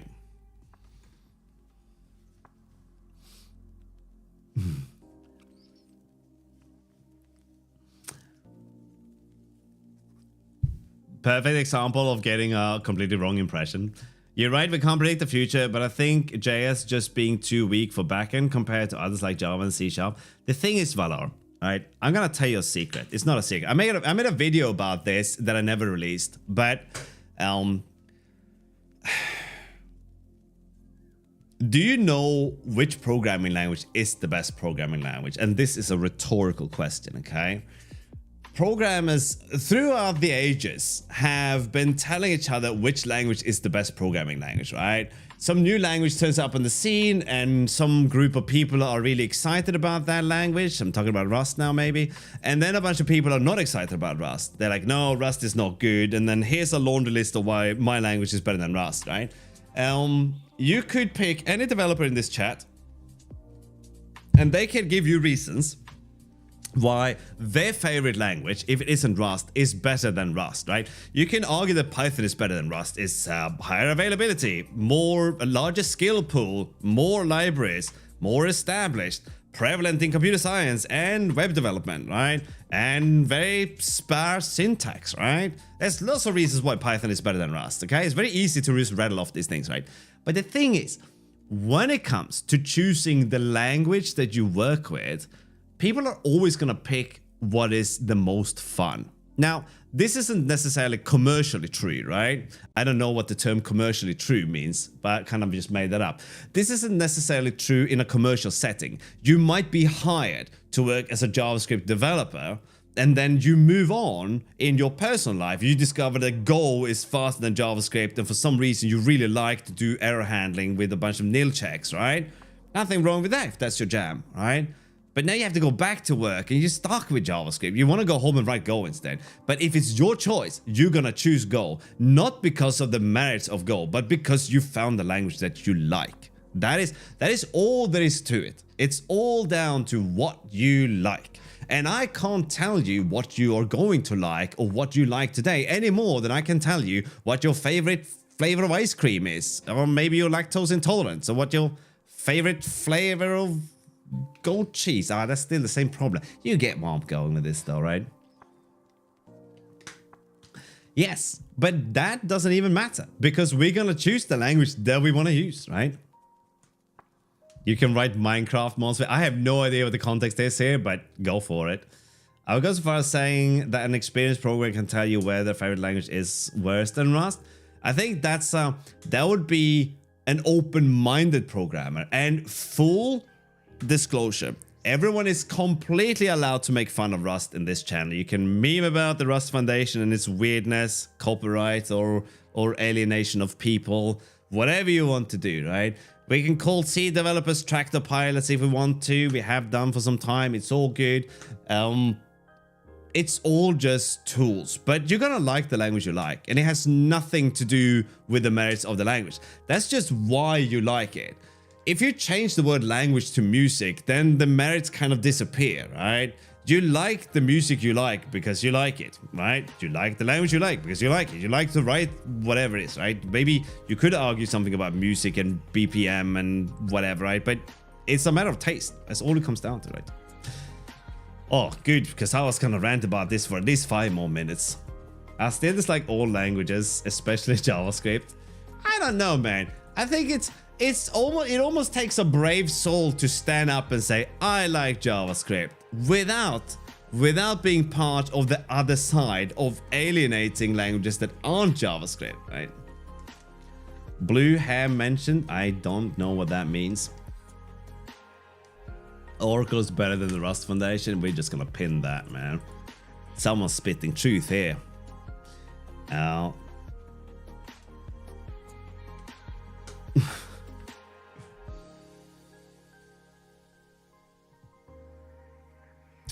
Yeah, we're not gonna get that. Are you drunk? All customers in my business are PHP programmers, and it's been a good business for more than a decade. Phrase this way, feels almost like an abusive business model. Well, Monospace, I was writing PHP in the 90s, back with PHP MySQL 3, right? I have done my share of PHP wrangling. I think PHP, if anything, has grown as a language. If you like JS, you have a sender. Not just that, you have to like JS and also be capable of understanding that there are other languages. There seem to be very verbal JS developers hating on all other languages except JS. And then there are all the other programmers that are hating on JavaScript, okay? And Java, but not for no other reason than, you know, Oracle.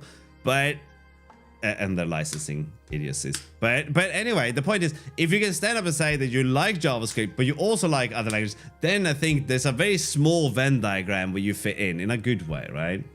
Welcome back, Ramadan. Workday done. Nice. It's the weekend now.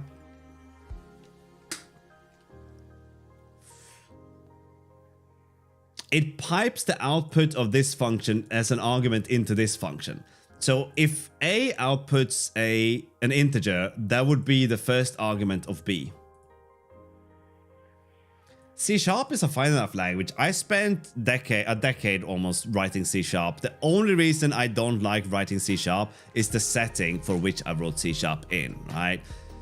I did a lot of C# programming for enterprise. I am unnecessarily familiar with things like SharePoint and .NET Nuke.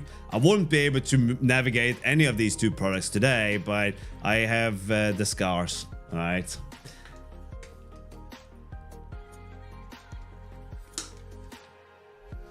Yeah, it was a riveting time when everything went into the HTML template.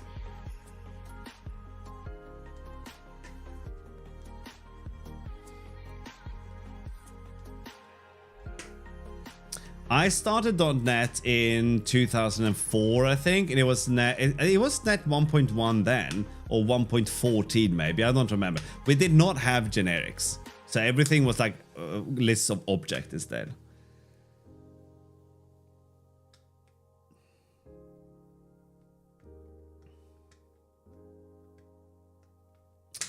The thing is, what is better to find the value in the languages than the frustration of working with it, right? We can work around shortcomings and really, so the limitation gives you some really interesting solutions. So people that are trying to build games in JavaScript have understood the problems of a garbage collector and have come up with wonderfully perverse things like ways to allocate large chunks of memory in JavaScript and never freeing it, right? So you have like these large structures that you are throwing around, global collections of data just to prevent the garbage collector from hopping in there and stuttering your application, right?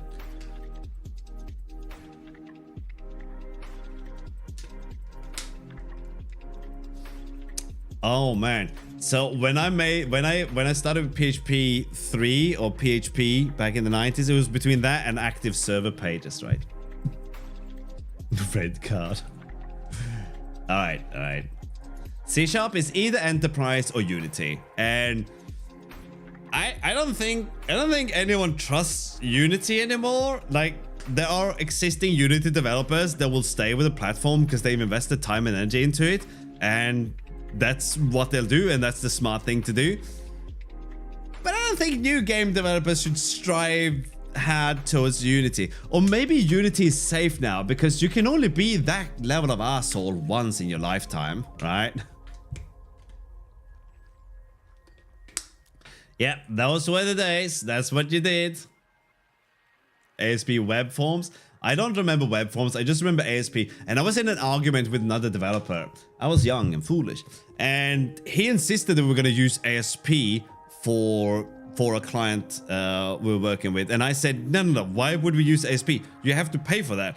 We can run this on the LAMP stack entirely for free, right? We just got to pay for hosting. And that's, you know, still dirt cheap, right? No, we're gonna use ASP, and I just did not get this, right? Well, today I understand it. Obviously, the guy knew ASP and did not know PHP, so why would he want to swap, right? My choice was obviously the right one, because it was my choice, but still. You trust Unity? Satan's blessing. I'm gonna write my web page using PHP, go for it. Can you be young and not foolish? No. No, you cannot. I think if you're young, and being foolish is part of being young. This is why we can't deprive young people from doing stupid things, right? As someone who's not entirely young, right? I am not, okay? I got nothing. I have done my fair share of really dumb things. And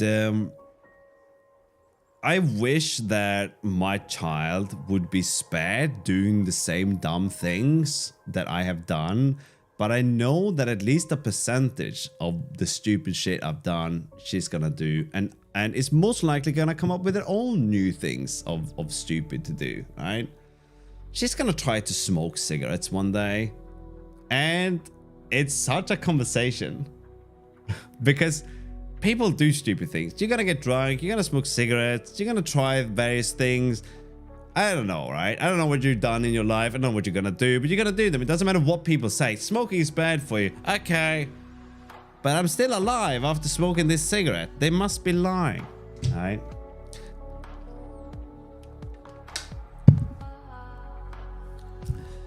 I think you can only try to pull that off once, though. If Unity did that again, I don't think they would recover.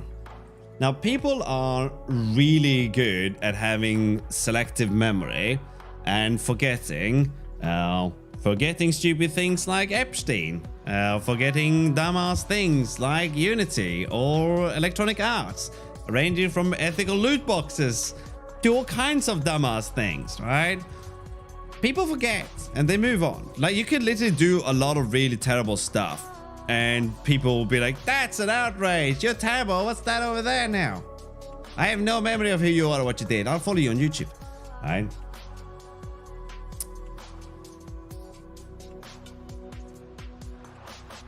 Right. Like treason and trying a coup. Yes. Although we're not gonna go down that road. Oh, that's just how it goes, right? That's just how it's gonna be. You got a 16-year-old daughter. It's just there's the harder you try to hold on, man. All you can hope for, right, is that it's someone sane. Okay? So it's not like, Dad, this is Kevin. He's in a band. Can we take Kevin's band to the thing? I don't know why your kid talks like that, but the problem isn't your kid. The problem is Kevin, right?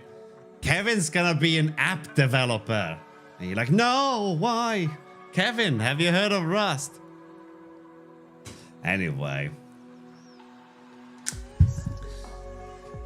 Yes. But anywho, so we have where did we go now? How did we get here? All right. So Kevin's doing React. Kevin is using Angular 1.0, right? That's Kevin, and you don't know.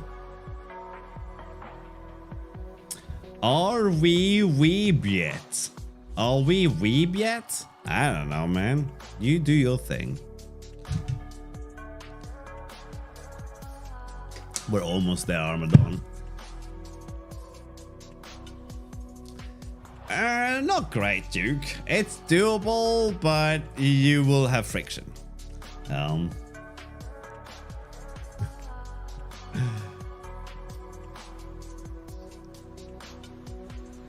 Kevin is Devin. Kevin is Devin. Good times. Okay, let's have a look at this thing now. Kevin force push to master. Kevin thinks that he doesn't need to write tests because it's flawless code. Kevin fixes things in production. But to be fair, okay? I think if I said raise your hand if you ever fixed anything in production, it's not just my hand that will go up here, okay? I think that plenty of people have fixed things in production. So that before CI and CD pipelines, and you guys gotta remember that these are reasonably new, right? There was a time at a company I worked for where release meant loading a file onto a USB drive, walking across the room and plugging it into another computer and then FTPing the file up because that computer was the only thing that was allowed through the firewall, and then using FTP to upload the file to a server. And if anything was wrong, you could quickly just shell in and fix things, right? That was an option. Not a good one, but you could do it. Now when things are horrendously wrong, even if you try to skip the CI pipeline, your build chain is still so slow, you're never gonna do an emergency patch within 5 minutes, right?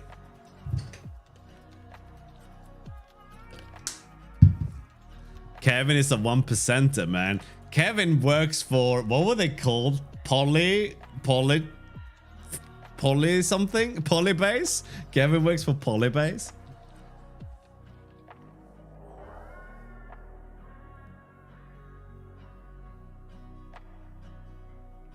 I did when I was younger and a more volatile person. I remember walking into an office and screaming my head off because it was my day off. I was at home enjoying myself, which means binge watching TV, and I got an email that accused me of breaking something, which was obviously a good start. And I ran up to the office. I lived close to the office, right? I ran up to the office and I walked in and I just yelled into this open office a bunch of cuss words and asked who's did this. And it was a poor contractor who had, for some reason, unbeknownst to me, a front-end developer, a contractor, had been given access to the production server. Why, I don't know. So he had gone into the production server and started changing things. And I was livid. If that happened today, I would have been very forgiving and very understanding and a lot less of a twat. So my apologies to that contractor. I think most people before CI/CD became mainstream, before GitHub Actions, I think most people have been mucking around in production environments. Yeah, this is kind of normal, right? You have one or two people who are reviewing the pull requests as they come in, right? That was my job at one place recently. Okay, hang on. Let me just read this thing.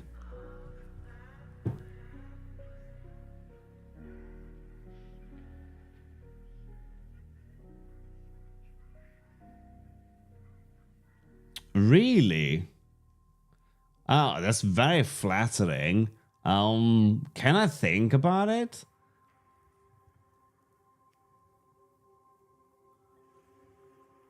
Yeah, that's very flattering. I don't know. I'll think on it. I'll have a read and a think and ask you some questions. I can't see why not though, right? I'll think about it. Of course.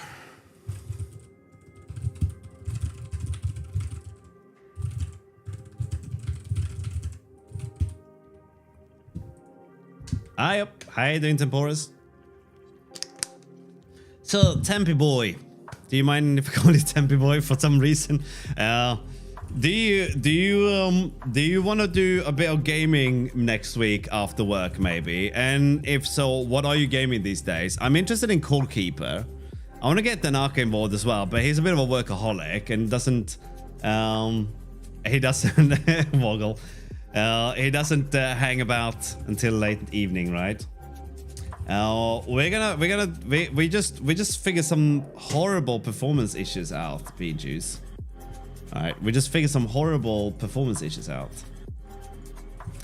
There we go. Yeah, you can be the resident. You're off next week, but you're at home. All right then. Okay. All right, let's chat in the gaming channel on Discord. If you guys are interested, we have a Discord, right, where we talk about nonsense. Then we start on talking about tests, unit test, end to end. I feel like my coworkers doesn't know what proper testing is or see as a great reason to why we should make heavy use of unit test. As witnessed my coworker factoring and migrating some stuff to make better use of typing and his own manual testing working fine. New version gets deployed. Not long after, the first user writes function X doesn't work.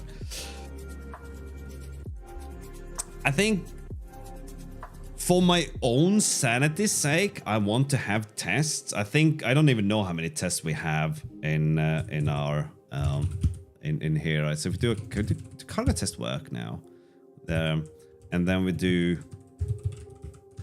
all, and then we're gonna grab. We're gonna grab the phrase running tests. Nope, I broke something. So we can't do that. Maybe we can do that in temp.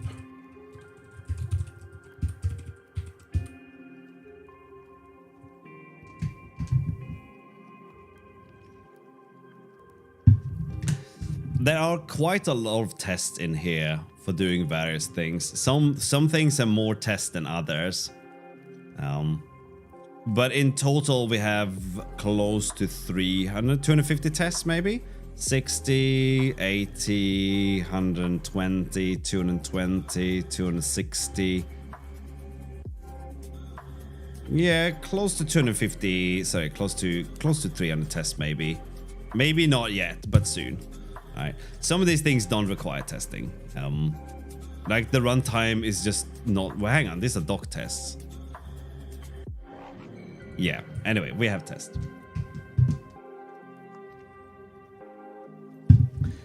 I don't think they'd be cool with us using their logo. They are, Scott. Oh my god. Yeah, sorry, I've broken the runtime, so I can't give you guys a good demo of what we're doing here. But this is effectively a text user interface library with hot reload, so you can write Rust code and describe the user interface in a markup language that supports hot reloading, right? It's really fun, and I don't know why I said it's really fun. I'm not trying to sell this to anyone, but it's pretty good. I don't think there's anything like this. There isn't anything like this in Rust yet. Hello, Skylar. How you doing? But I haven't got to that part. Recording demos and such, bean juice, that's sort of the last thing you do, right? That's like, if I do it now, that's like eating dessert before dinner, right? You know that's a bad idea. Yes, but yeah, but I haven't solved the problems yet. I heard that eval RS is especially fun. Did you get auto-modded? I have to confess, I also don't write tests as of now, at least because of aforementioned sake. I really should kick myself in the bum and just take some time to probably learn about testing and make use of it. And the thing is, I think people can be very religious about testing, and then you're testing for the sake of testing, okay? If anyone is gonna convince me that 100% test coverage is a good thing, then I want you to one, have at least half the work experience I have, 2, or B, have worked for more than 3 companies doing this thing, okay? And you should have done this for more than a year, not like, oh yeah, I contracted with this guy, we did the Google thing, and we wrote 100% test coverage for hello and bye. All right. No, I'm talking about 100% test coverage in large-scale applications deployed in the real world, and not your grandma's proof of concept website featuring pictures of the famous dog from Frasier.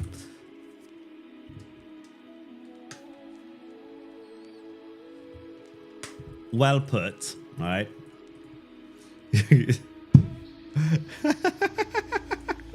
I have to allow some words through.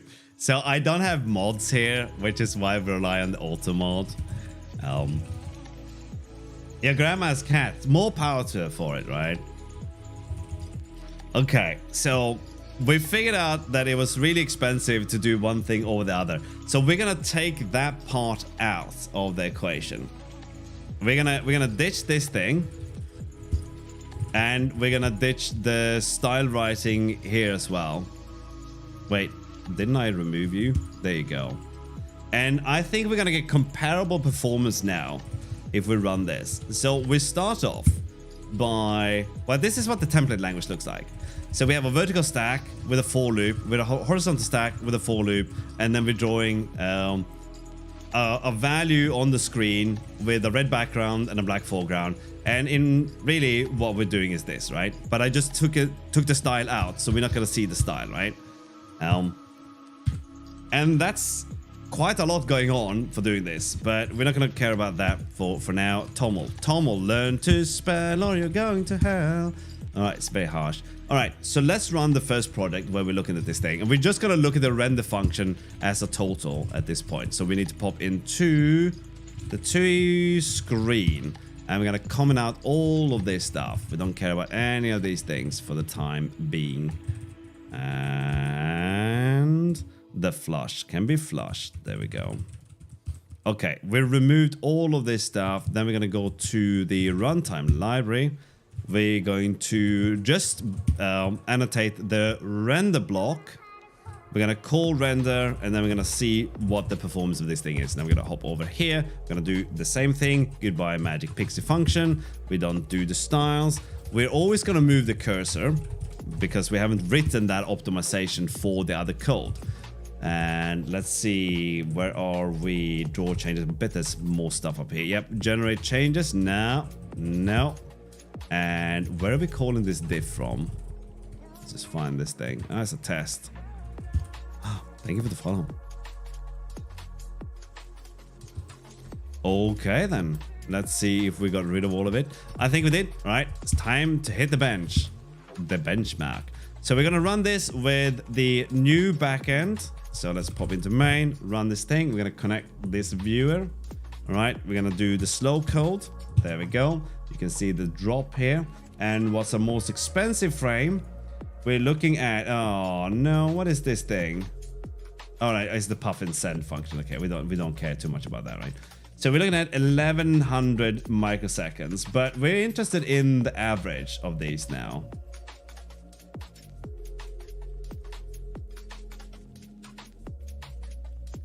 Okay, so we're looking at about 806 microseconds. Okay, let's get the old one in. Tommel time. All right, let's run this. What did we say? 800. Let's run this thing. Let's make it expensive. There we go. Ooh, wow. Also, there's some additional stuff in here. Where's the two render functions? And one of them is significantly more expensive than the other. But it is faster. There's one spike.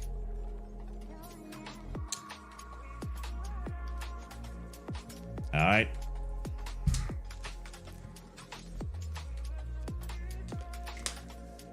Don't get yourself auto-modded, bean juice.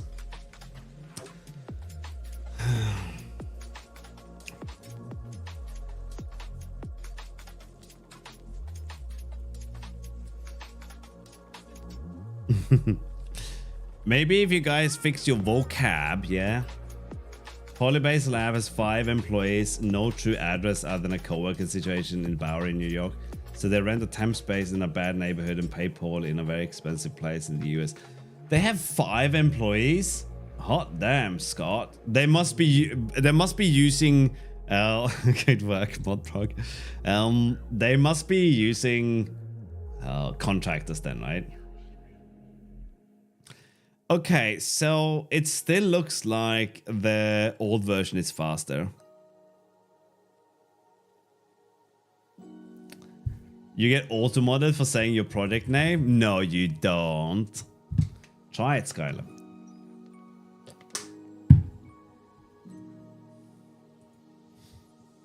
Okay.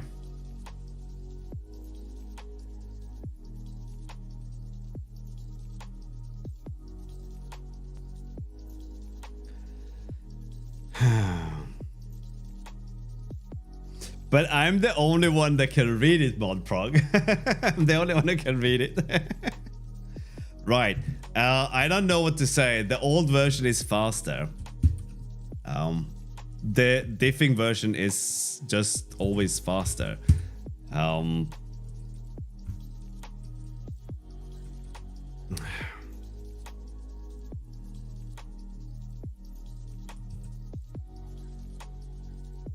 There's an okay. There's an early return in here somewhere.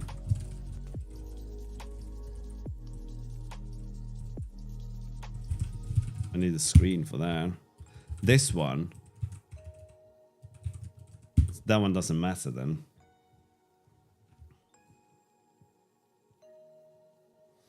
You made a to-do viewer. Very good.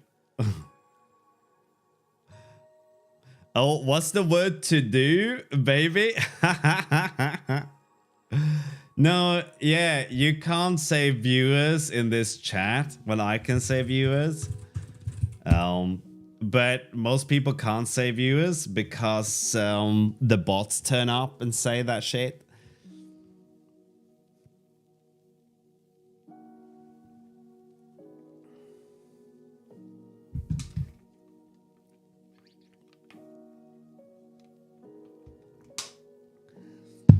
You can, however, use the viewers command. That one works. All right, guys and dolls and seagulls. I don't know what we're gonna do, right? This code is always faster, right?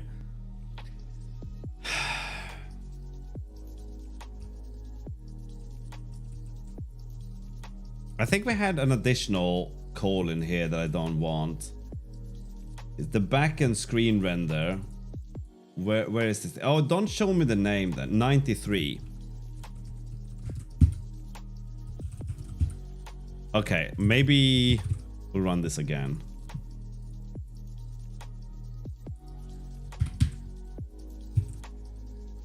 That's the expensive frame that we're interested in. Okay. 624 microseconds. This is actually close to what we had with the other one.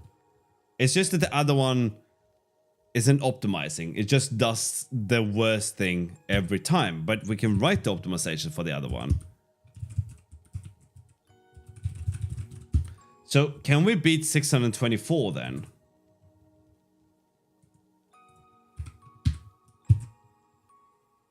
Nope. We're still slower. 793. We can't include that one. I guess maybe it will even out. We should probably let it run for some time, shouldn't I? Well, no, don't do that. There we go. Let's have it run for a while. We can kind of see this if the annoying scroll bar wasn't in the way. 700, 800, right? 900. Can we see all of it? Oh no, we only get a certain amount of frames, right? Or maybe, yeah, I don't know. 960. Let's swap backends again.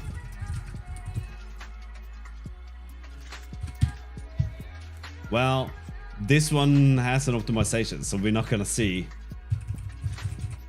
We're not gonna see this become more expensive.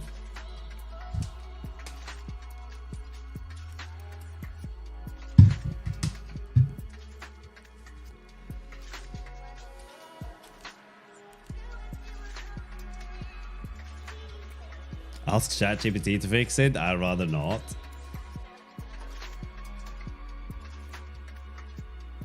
This is the only Twitch chat where evading automod is normalized. But see how civil this chat is, even though we don't have moderators, alright? I am definitely not inviting the trolls.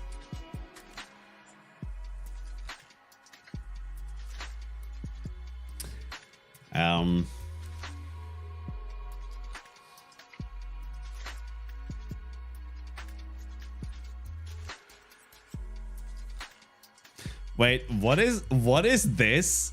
What is this list? What is this list? The perfect storm? Pursuit of happiness. Positive impact. Catalyst of change. The Feline Chronicles. Sounds like one of those young adult books. Courageous Pals. Clause and Effect. This is great. This is from Brook Circus. Then is this is like his name generator? Oh, that's funny.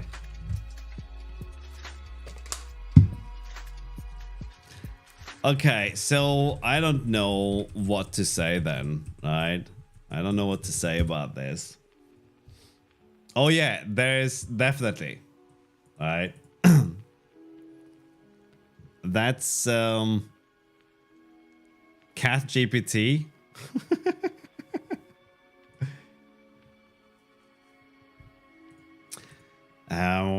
Okay, so where do we go from here? Even if we fix this whole thing. Okay, let's do this. Let's use full screen rendering for this. Cargo run in release mode.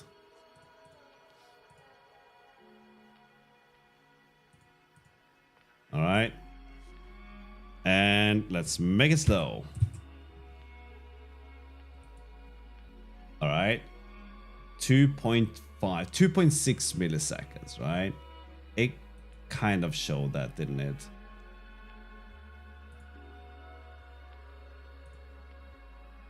It does if you hover over anything that isn't selected. But 2.6 milliseconds. There's no way we're gonna beat that with the new one then.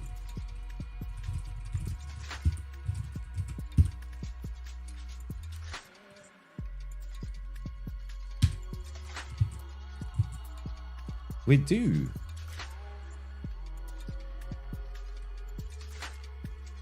Damn, we do. Oh.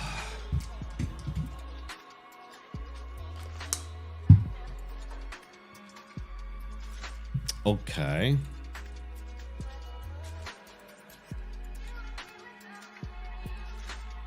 Hello, Danaka. How you doing, buddy?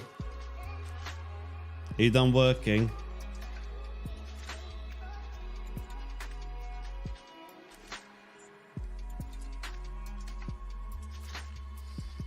Okay. Yeah, I'm stumped, right? I don't know what to do. We are seeing better performance with the new backend if we use a larger buffer. Okay, let's make the buffer really big then. Let's make this into an overflow situation. Now, with an overflow, we should not be restricted to our width and height. So we're gonna go with 100 by 100 grid for this.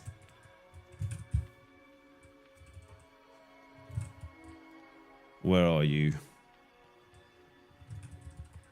Oh, let's reduce the frame rate. Why don't we? To 3.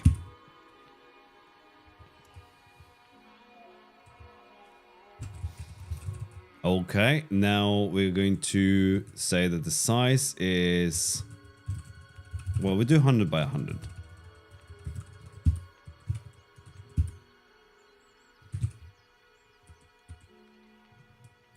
Okay, let's do 200 by 200 then.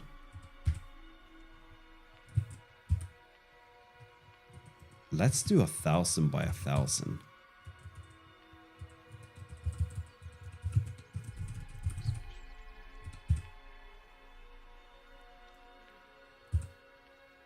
Okay, this should be very slow. So cargo run in release mode. That was we're using the new backend. Okay, I want to see the old backend first because that's how I roll.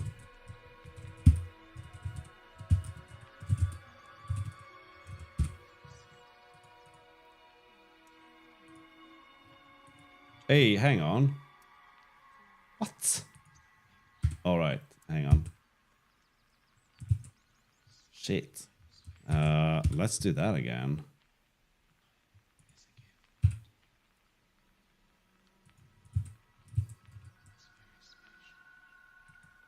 .4 milliseconds? Of course, because it's only gonna draw what's available on the screen.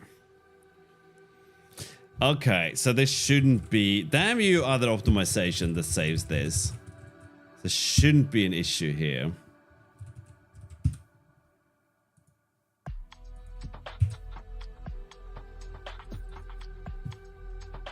It is faster with the new runtime. Let's have it run for a while.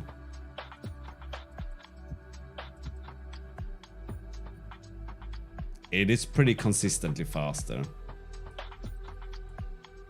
At 1.8 instead of 2.6.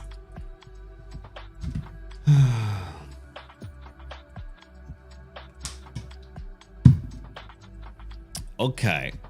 I am shocked and appalled by this discovery. So for a smaller buffer, the old runtime is better. It's still bad. We have well, I say it's still bad. We sort of have this unspecified but goal of staying at 60 frames per second, right? So if you want to, you could clearly write a very fast-paced action game in the terminal. But we're staying with 60 frames, 60 draws per second, right? This has nothing to do with your terminal or anything like that. But we do, and I'm kind of hoping that we can stay there. So 1.8 milliseconds is okay. That's roughly 1/10 of your frame budget. At 60 frames per second, you're looking at 16.6 milliseconds per frame, and we're using 1.8 to just filling the screen. And with the optimizations, we should be fine still. But I'm thinking that we can do better. I think that we can do better with the new, well, with the new one. And that's gonna be...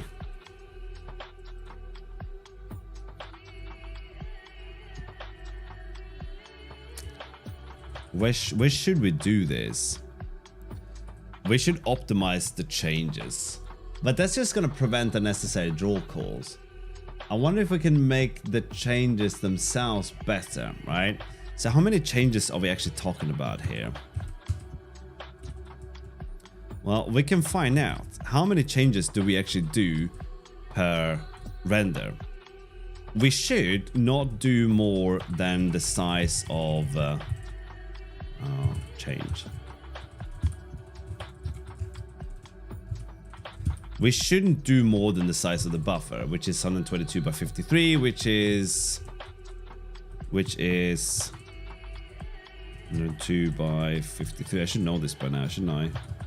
6,466. All right, 6,466 is what we should do at most for our changes. All right, let's try it out, shall we?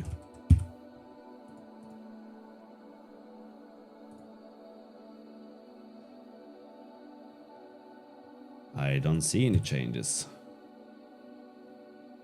Well, there you go then. 6,466.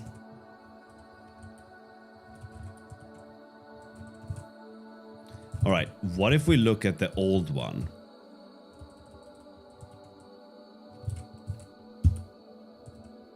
Where we draw the changes. So here, we should do the same thing here once. Not every time, but once.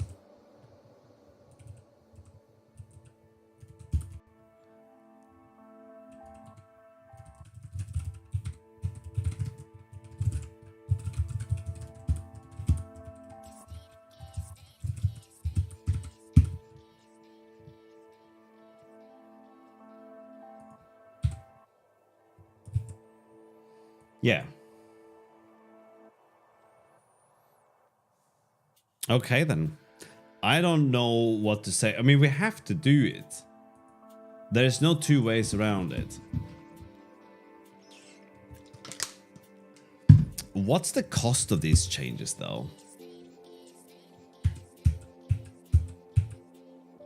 All right, we weren't actually profiling. Okay, no, we are profiling.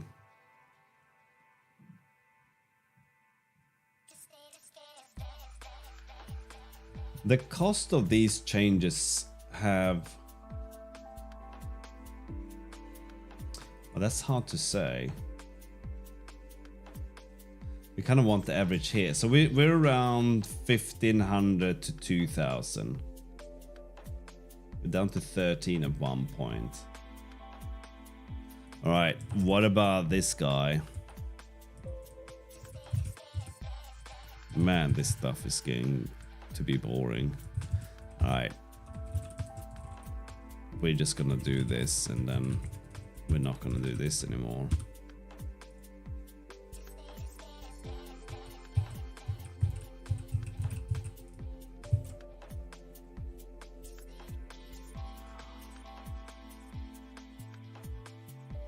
It's we didn't get a lot of samples. We'll just do this. Am I using the wrong one? Yeah. Oh. So we're looking at 15 there. I'm still fast. Okay, well, I think that's probably all I have in me to fiddle about with today.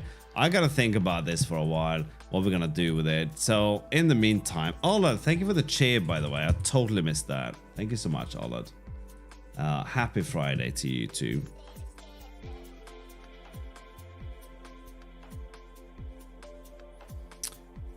We can raid space time again. They seem to be doing fun things.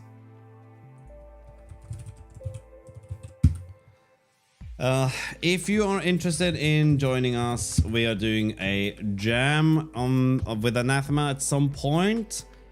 These issues have to be fixed before that, right? But we're gonna do them, and I will be back maybe tomorrow, maybe Monday. I'm so tired. Good night, goodbye, good Friday.